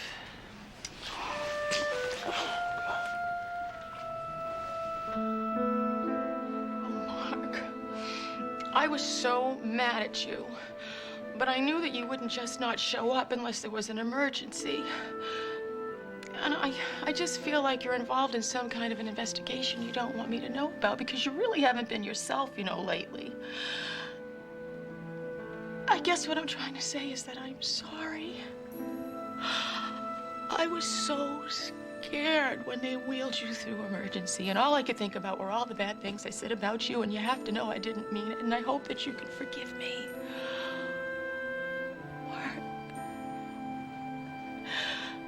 Mark, you are the best friend that I have.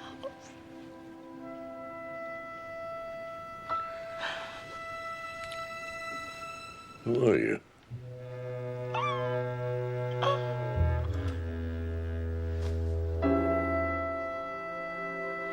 What did I miss?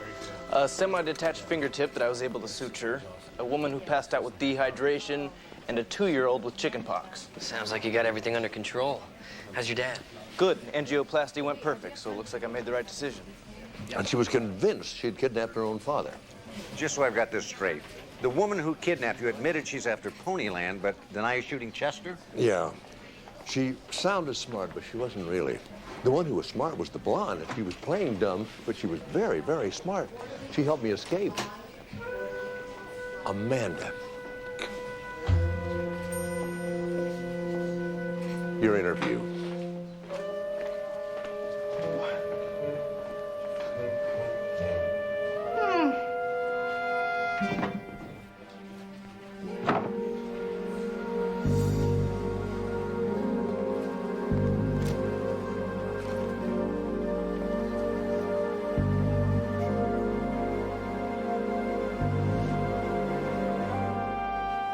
You don't happen to know who's trying to kill us, do you?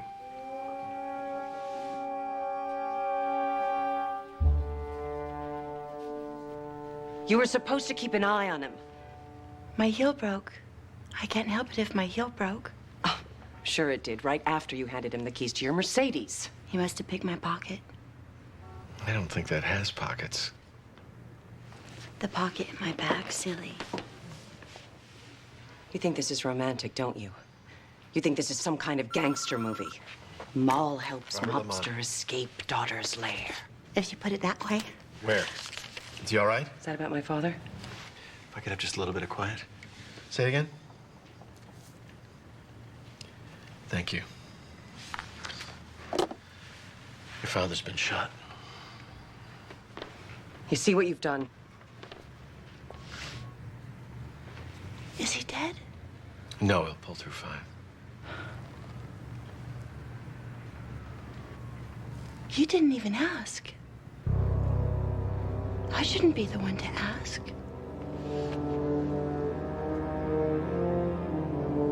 Finally get to meet my doppelganger, and it turns out to be John Gotti. Why couldn't it have been another Mozart or a Picasso or somebody? Well, I guess you can't choose your double any more than you can choose your parents. What's that supposed to mean? Oh, nothing. I'm happy with the one I have, thank you. You're welcome. At least we have a charge we can hold his daughter on. You gonna arrest her? Well, not yet, but kidnapping is pretty good leverage. You know, she seems to think that her father killed Chester. And you believed her?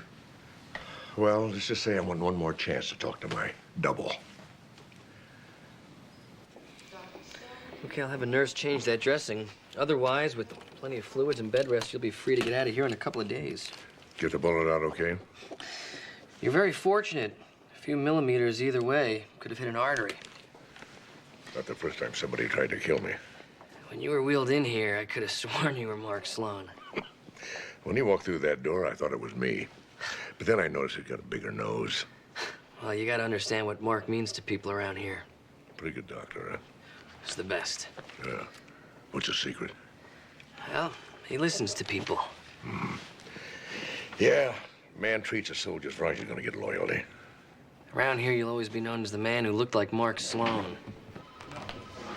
So, how's our patient? You look as much like me as I look like you. Even a little more so, I think. It's uncanny.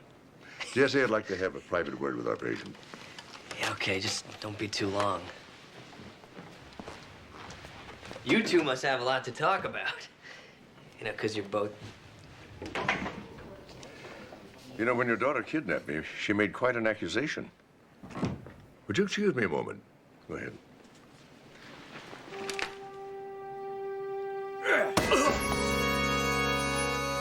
Sorry to do this to you, Doc. I got business to take care of. Like you said, somebody is trying to kill us. And I don't plan on them finding me here.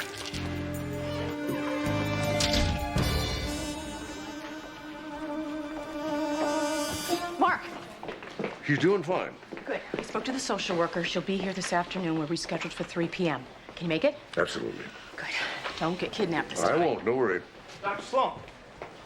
Well, I've been looking all over for you. I'm late for an appointment. Mrs. Palmer needs to see you. I'll catch you later. It better be now. Oh, all right.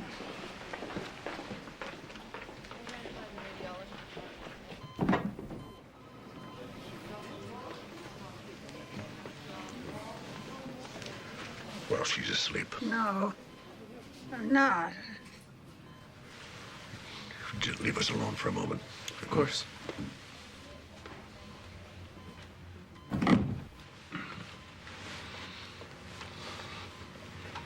He's a good young man. Yes, yes, he is. How are you, my dear? Dying. Oh, don't say that. You know it's true. Is there anything I can do to make you more comfortable? You're doing it. I'm a silly old lady, I know. No, not silly. Perhaps you could tell me what is this bothering you? I'm afraid. I'm afraid there's nothing I can prescribe to cure that. And I wouldn't want you to. I'm only going to die once. Better to look it straight in the face. My sentiments exactly. You have so many friends, Mark.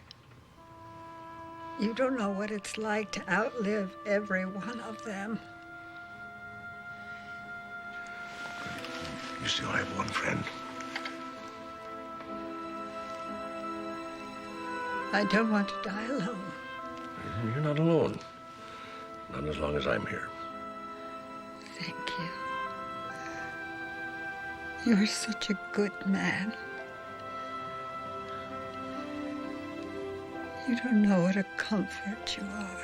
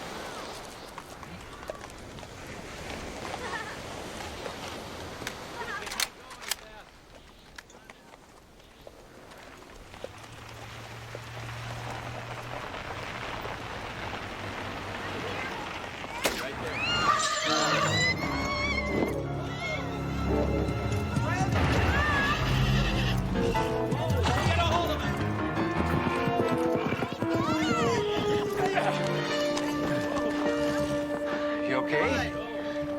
Crazy pony.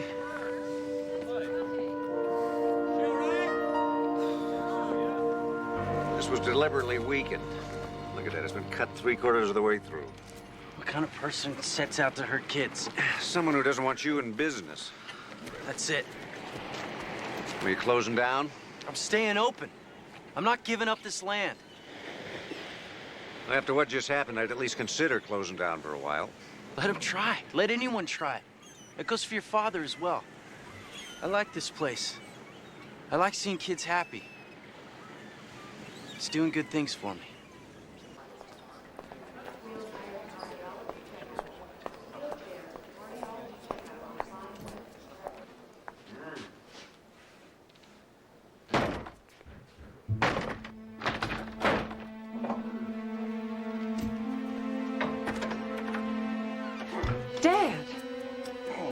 He's warm, okay?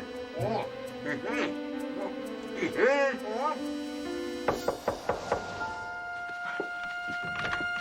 Oh, I was so worried. I called the hospital.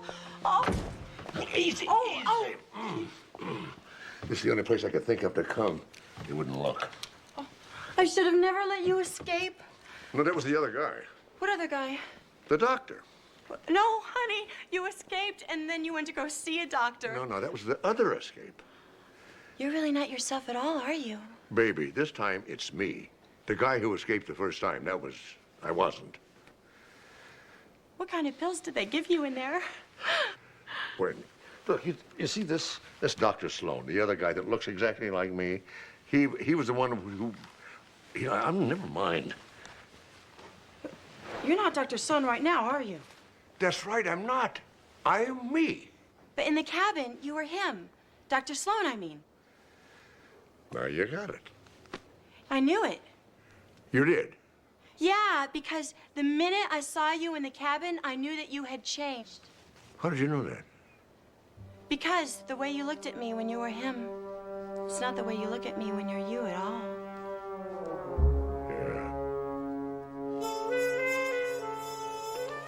My client doesn't wish to speak with you. She wasn't exactly forthcoming last time. That's her privilege. Why didn't one of you tell me who her father was? You didn't ask. She deliberately changed her name to hide the connection. She changed her name so she wouldn't be harassed by people like you. A good man was killed.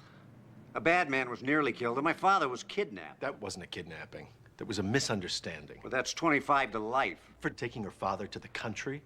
Greg didn't want to take that trip any more than my father did. Will Greg testify to that in court? Oh, we need to change your dressing. Can you do that? Yes, I was a Girl Scout. We need bandages, disinfectant. Well, I have to go get this stuff. You stay right here. I feel better already. We're not gonna do anything until we change that dressing.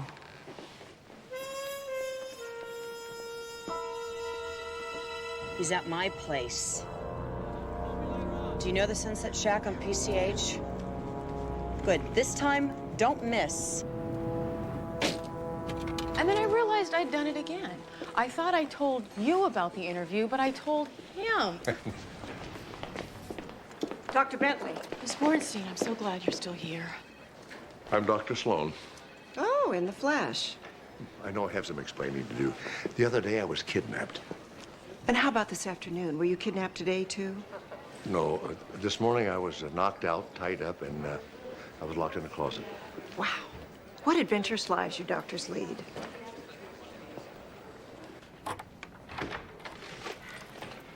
You get everything?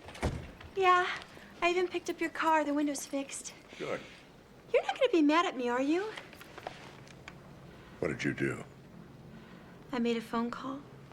Oh, great. I'm in the one safe place, and now I'm not. Who? Who did you call?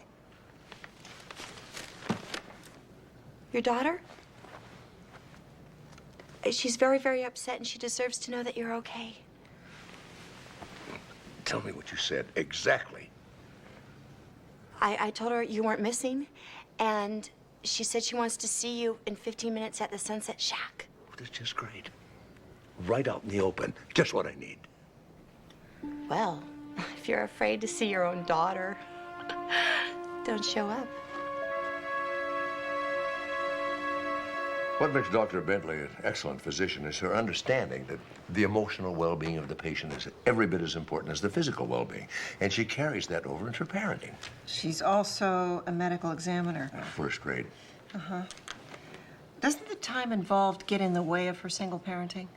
Well, Dr. Bentley's more fortunate than most single parents. Her own mother serves as her child care. And will the mother take on that role with the foster child as well? Yes, a very loving one. How do you know that? Because she was a foster mother herself. She raised Dr. Bentley and did a very good job, I might add.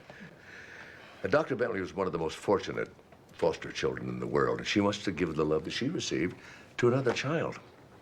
I mean, what more could you ask?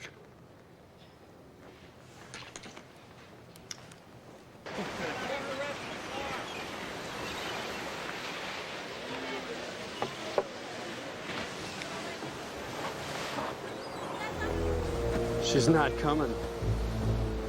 Oh, God, come on, guys. You're not gonna make the same mistake again. I'm Dr. Sloan. Look, it says so right here. It's a nice disguise. Too bad it won't work.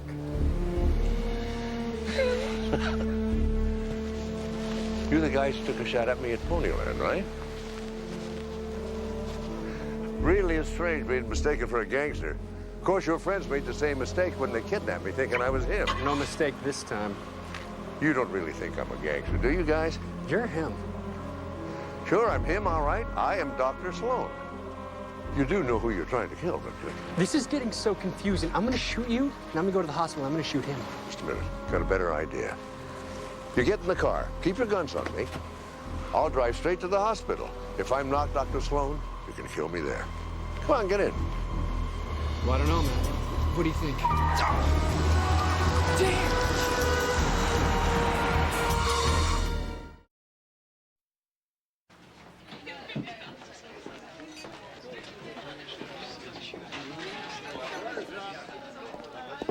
Said I could find you here. Hey, Lucas. Anything I can get you? Sure. License from the city to operate an amusement. Were they shutting you down? Pulled my permit, said my animals were a danger. There's nothing wrong with your ponies. You're being sabotaged. Tell it to City Hall. Well, I'll go down there with you. Forget it. No. I said forget it. I also got a call from my lawyer. They're assessing Ponyland at current market value. Parents' taxes alone are gonna kill me. Listen, Lucas, let me talk to my dad. I'll bet you he can talk the hospital board into paying your taxes. Well, I'm sure they could. Why, they may even have an influence down at City Hall. Put me in a position where that would look like a very attractive offer. You're not suggesting my father had something to do with your license being revoked? It would get him what he wanted. Oh, Lucas, you know my dad isn't like that. The only thing I know is my uncle's dead and you haven't even made an arrest. We're working on it. A lot of good that does.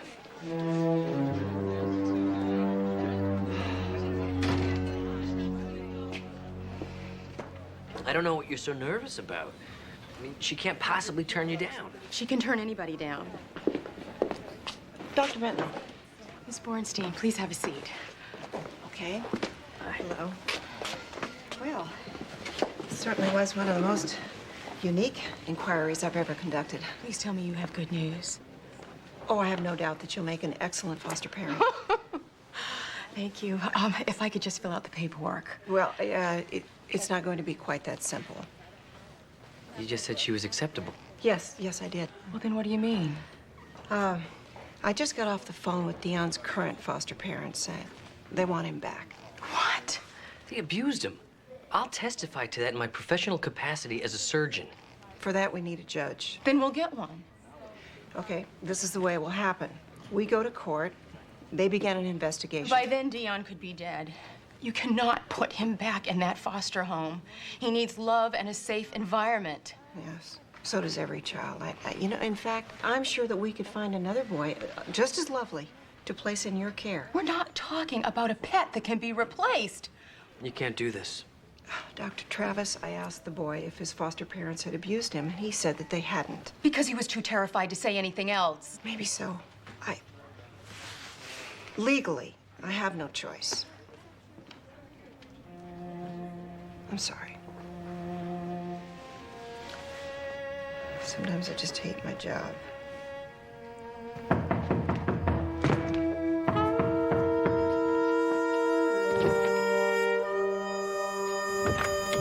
Got away again, Trish. Good for him. Look, you're gonna have to find a way to get back next to him. No. You took my money, you do the job. Maya takes him out of circulation. I put him back in. Greg disappears from the hospital. I put him in plain sight. I've done my job. What do you want, more money? Is that what you want? But I couldn't do this even if I wanted to, Eddie. You think Greg is stupid? You think he hasn't figured out that I set him up?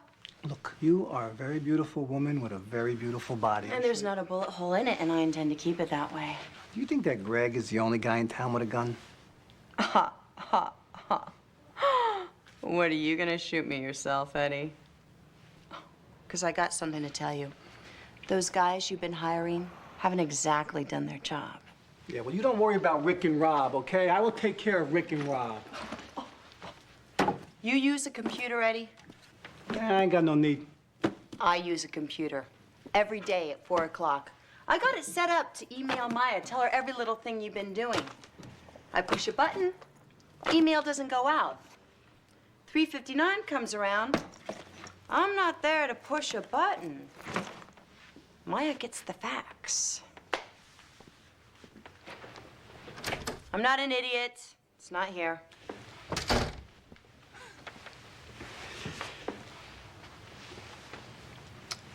You're bluffing. You really want to take that chance, Eddie? No. Seems I've underestimated you, Trish. Huh, you in the world, Eddie. Only one person who didn't. Someone who treated me right. Yeah, and who might that be? The doctor. And we hardly even kissed.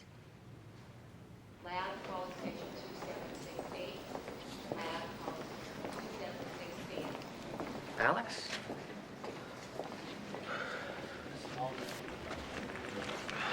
What happened? My father had another heart attack. Massive. How's he doing?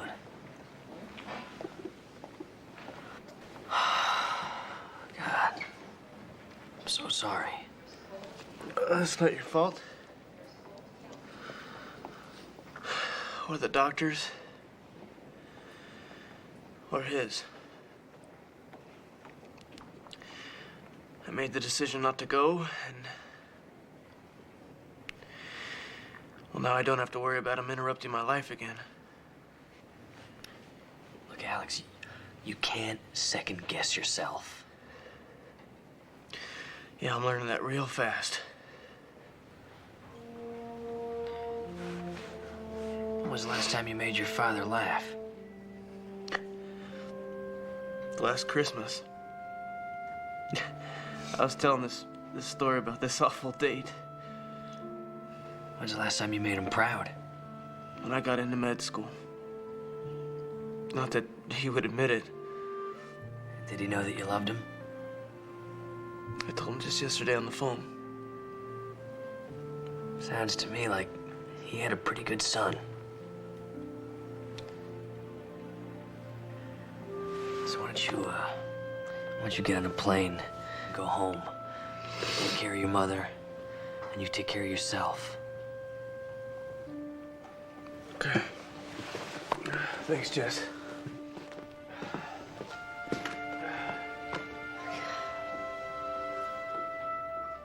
I don't want your money. You'd rather let the government seize the Government property. didn't kill my uncle. Neither did I. I don't believe you. Well, then why don't you call your friend, the detective? Go ahead. But before you do, I'm going to lay things out nice and simple. If the government seizes this property, they'll have an auction. Sell it to the highest bidder. So? That would be my father. The organized crime guy. Killing is just everyday business with him. I don't know what to do. Take my money. Live the rest of your life in comfort.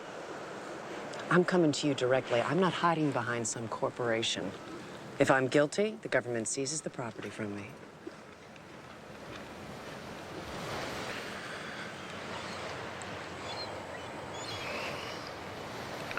Is this cash we're talking about?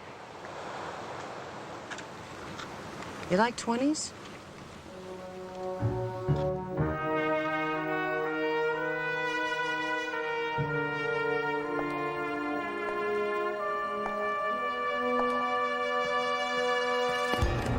Don't even think about it. Do as he tells you. You two leave us alone. I need a little quality time with my daughter. You sure this is the right thing to do? I'm sure I don't have a choice. I raised a smart daughter. I take it you closed the deal.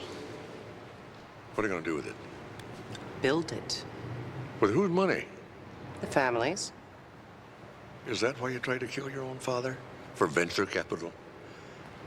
Well, I guess I'm not my father's daughter after all. All I could do was shoot your tire. What's so damn funny? Wasn't my tire. It was the doctor's. More fool me. Gotta hand it to you for the two surfers, though. I never saw them coming. What surfers? Oh, just a couple of hours ago. That wasn't me. I didn't try to kill you. That wasn't me. Eddie, no!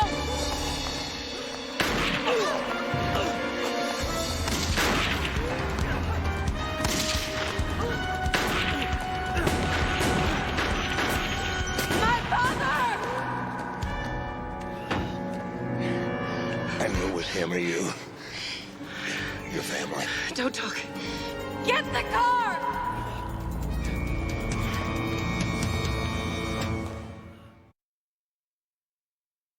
Let's get him into the OR right away. Didn't I just take a bullet out of you? Ain't no flesh wound, Doc. Pulse is weak. He's lost a lot of blood. How bad is it? How bad? It's very. Stop this damn car. We've got to get you to surgery. What good is that gonna do? Don't say that. You'll be okay. Not this time. You shouldn't be talking. There's some things that Maya has to hear. I'm gonna go scrub. Don't you die like I'm dying. You're not dying. And don't be a fool like your mother. You dared to bring him up now. I had nothing to do with his death. It was Eddie. You allowed it to happen. I was in prison. I didn't know it was over. Eddie did it on his own. And you let him live, remain in our family? It was that or war. You would have been drawn into it. Promise me, one member of this family dies a natural death. Get him prepped and one scrub up.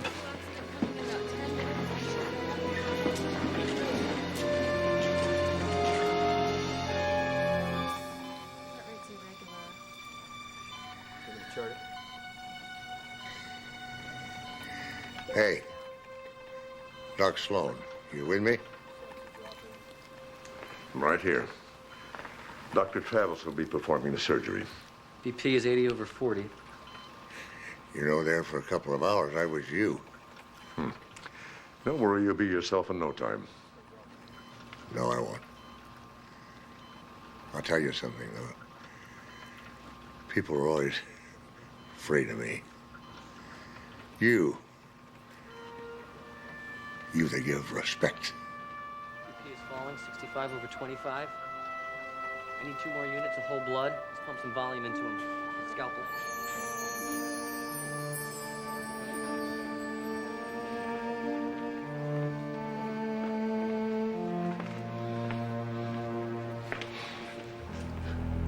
He didn't make it, did he?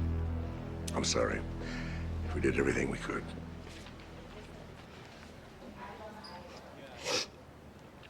It should have been me in there.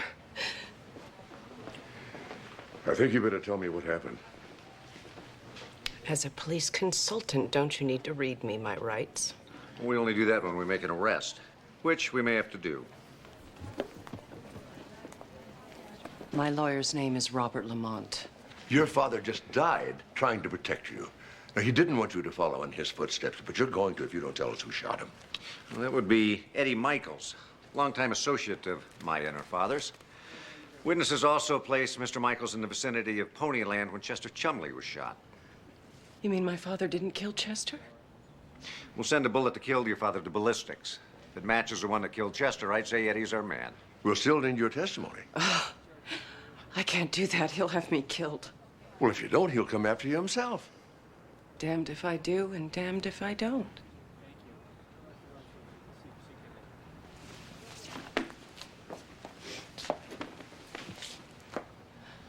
All I've been trying to do is go legitimate.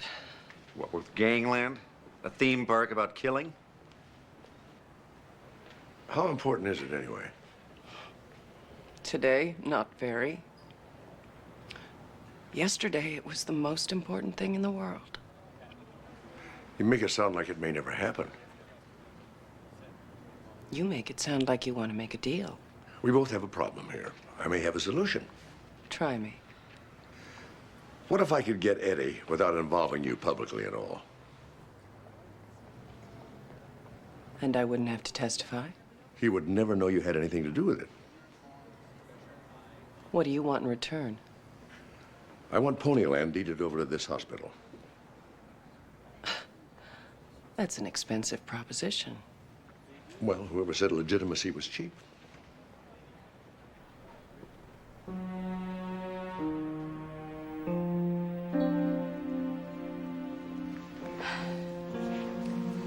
Dion, I'm so sorry. But I'm gonna call you every single day, all right? And I want you to call me too. Here. Day or night, doesn't matter what the reason, just call me. Sweetie, this isn't over. I promise. Like you promised before?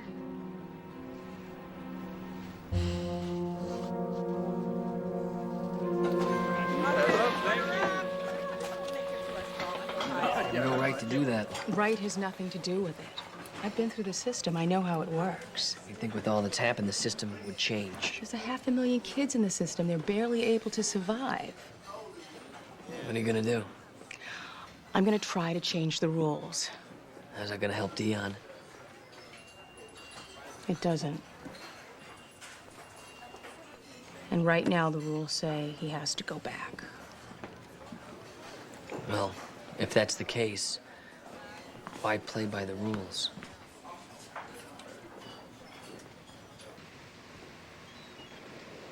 Well, what do you expect me to sit around the hospital and wait for you to finish me off? Yeah, well, I can't believe you're still breathing. Well, you did your best. Fortunately, I was wearing a Kevlar vest. Left a hell of a bruise, though. You know, you can't have everything, can you? Look, you and me, we need to sit. Is your daughter gonna be a part of this? No, just the two of us. I don't want her even to know we're talking. And if I say no? Well, look, Eddie, you gotta ask yourself this question. Do either one of us want to walk around the rest of our life looking over our shoulders? I spent my whole life looking at your back. Look, we gotta get this whole thing out in the open. You know, settle this misunderstanding. Yeah, and what misunderstanding is that? Well, you, me, gangland, all of it. So where does this sit take place? How about my beach house? Please don't insult me. Okay. Public place, then. All right, I'll tell you what. Why don't we settle this over a nice, friendly game of golf? Gee, I haven't played golf in years. Okay, pal. Whatever your pleasure is. You are one tough son of a gun. Hey, you ought to know. You shot me. All right, tomorrow, 3 o'clock, tee off. And, Greg, I don't need to worry about no extra eyes and ears now, do I? Hey, Eddie, you're talking to me. 3 o'clock? Okay. You should never have agreed to the golf. Oh, you know how to do this more often. Yeah, the idea is to hit the ball straight, Dad. Well, I gotta make a few little adjustments, that's all. You have to spread your feet further apart. Okay. Actually, I think you're supposed to keep them spread evenly with your shoulders. Right. What? How did Greg stand? Apart. Shoulders. Had him. Yeah. How good was this guy? 250 yards, straight up the middle. Oh. Dad, just concentrate on keeping your left arm straight. You know what you're doing? You're encouraging overthinking. You have to go for the natural swing, like Greg's. It was a thing of beauty. Well, you know, his swing would have suffered, too. He was shot. You're right, Dad. Just forget about the swing. Look, you got to get Eddie to admit to either murder. Doesn't matter which one. Right. Now, you're going to be able to hear me no matter where I am on the course. Yeah, we'll fix you up with the latest technology. Just concentrate on getting a clear admission of guilt. All right. And that swing of yours.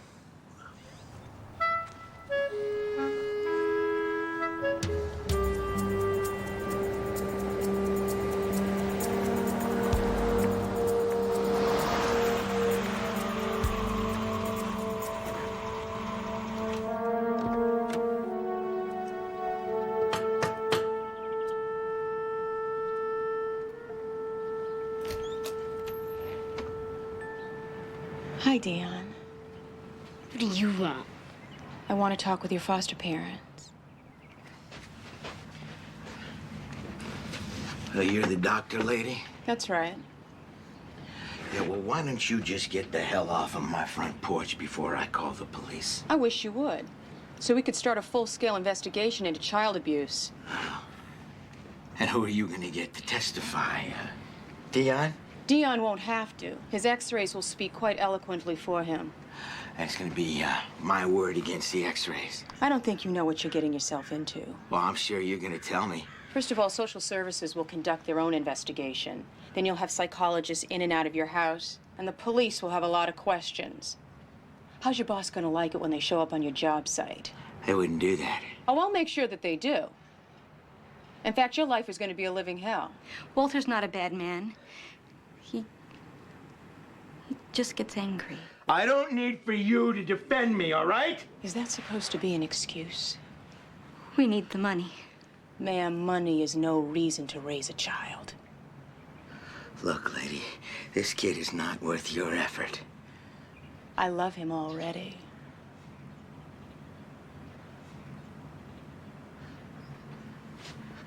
You know, the two of you are more trouble than it's worth. I'll call social services in the morning time. No. I will take him now.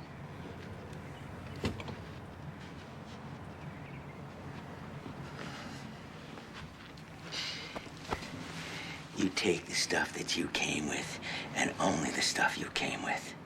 You understand me?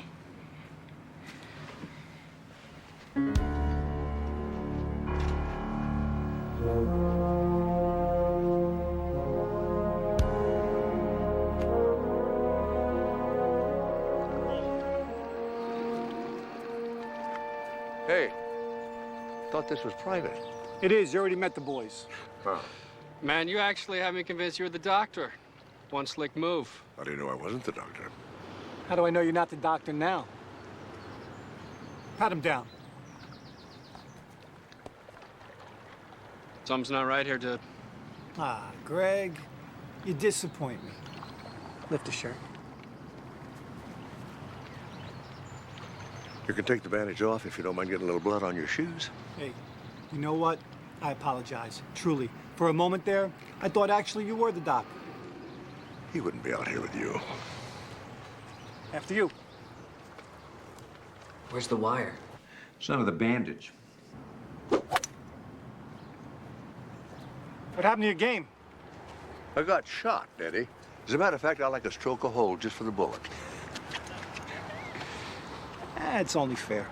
Especially since you're the one who shot me. Hey, look, I'm already giving you the handicap, all right? Don't bust my chops. He didn't say that he didn't kill him. Yeah, but he didn't say he did.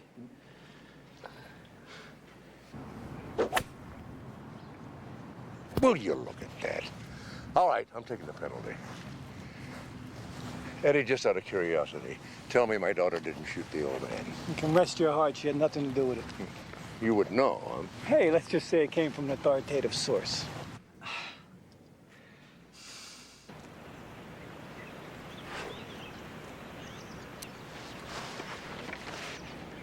Look, she wants to go legit. Let her go legit. What she wants is all the gangland. Never gonna happen. Says who? Look, you shot the guy. You shot me. Now's no good time to go into a business venture. People are looking. Hey, not at me. 3 iron out of the bunker? You sure you didn't take a bullet to the head? Say, a little trick I picked up. Dad, it's about murder, not golf. So tell me, what are you offering? You leave her alone, I turn over all my East Coast interests. And what are you gonna do? Play doctor.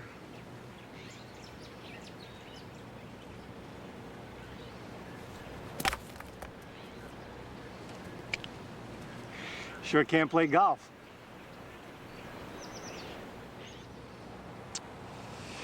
Once upon a time, you could sink that. Let's not count me out just yet. Thousand says you're not the man I once knew. You're on.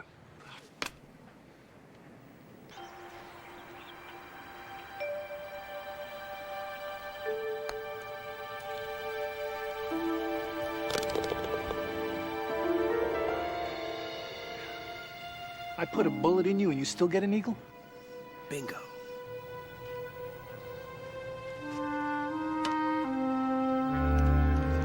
All right, we got him on tape. As soon as my father's clear, move in. Roger that.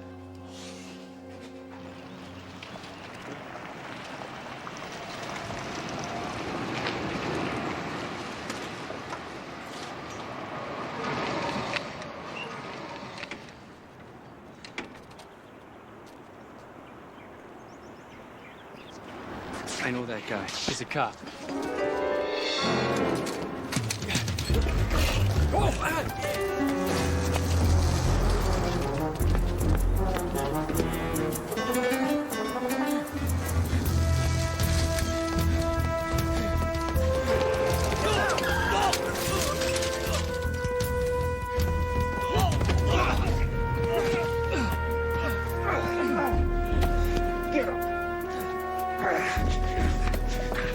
You're under arrest for murder. How could it be murder? I just played golf with the guy. That's my father. Who? The doctor. I should have known. Greg would have never let his game deteriorate that bad.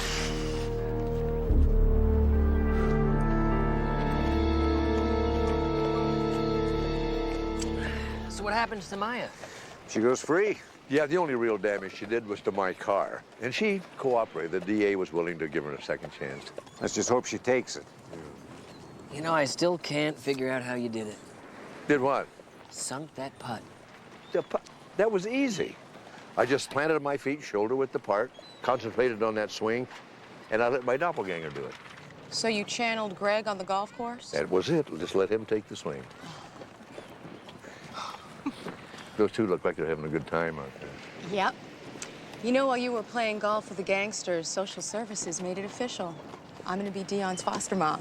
Oh, that's great. You know, CJ always wanted a brother, and I think Dion's gonna work out just fine. Oh, it will. Steve, you want to go right again? You know, I'm a little sore.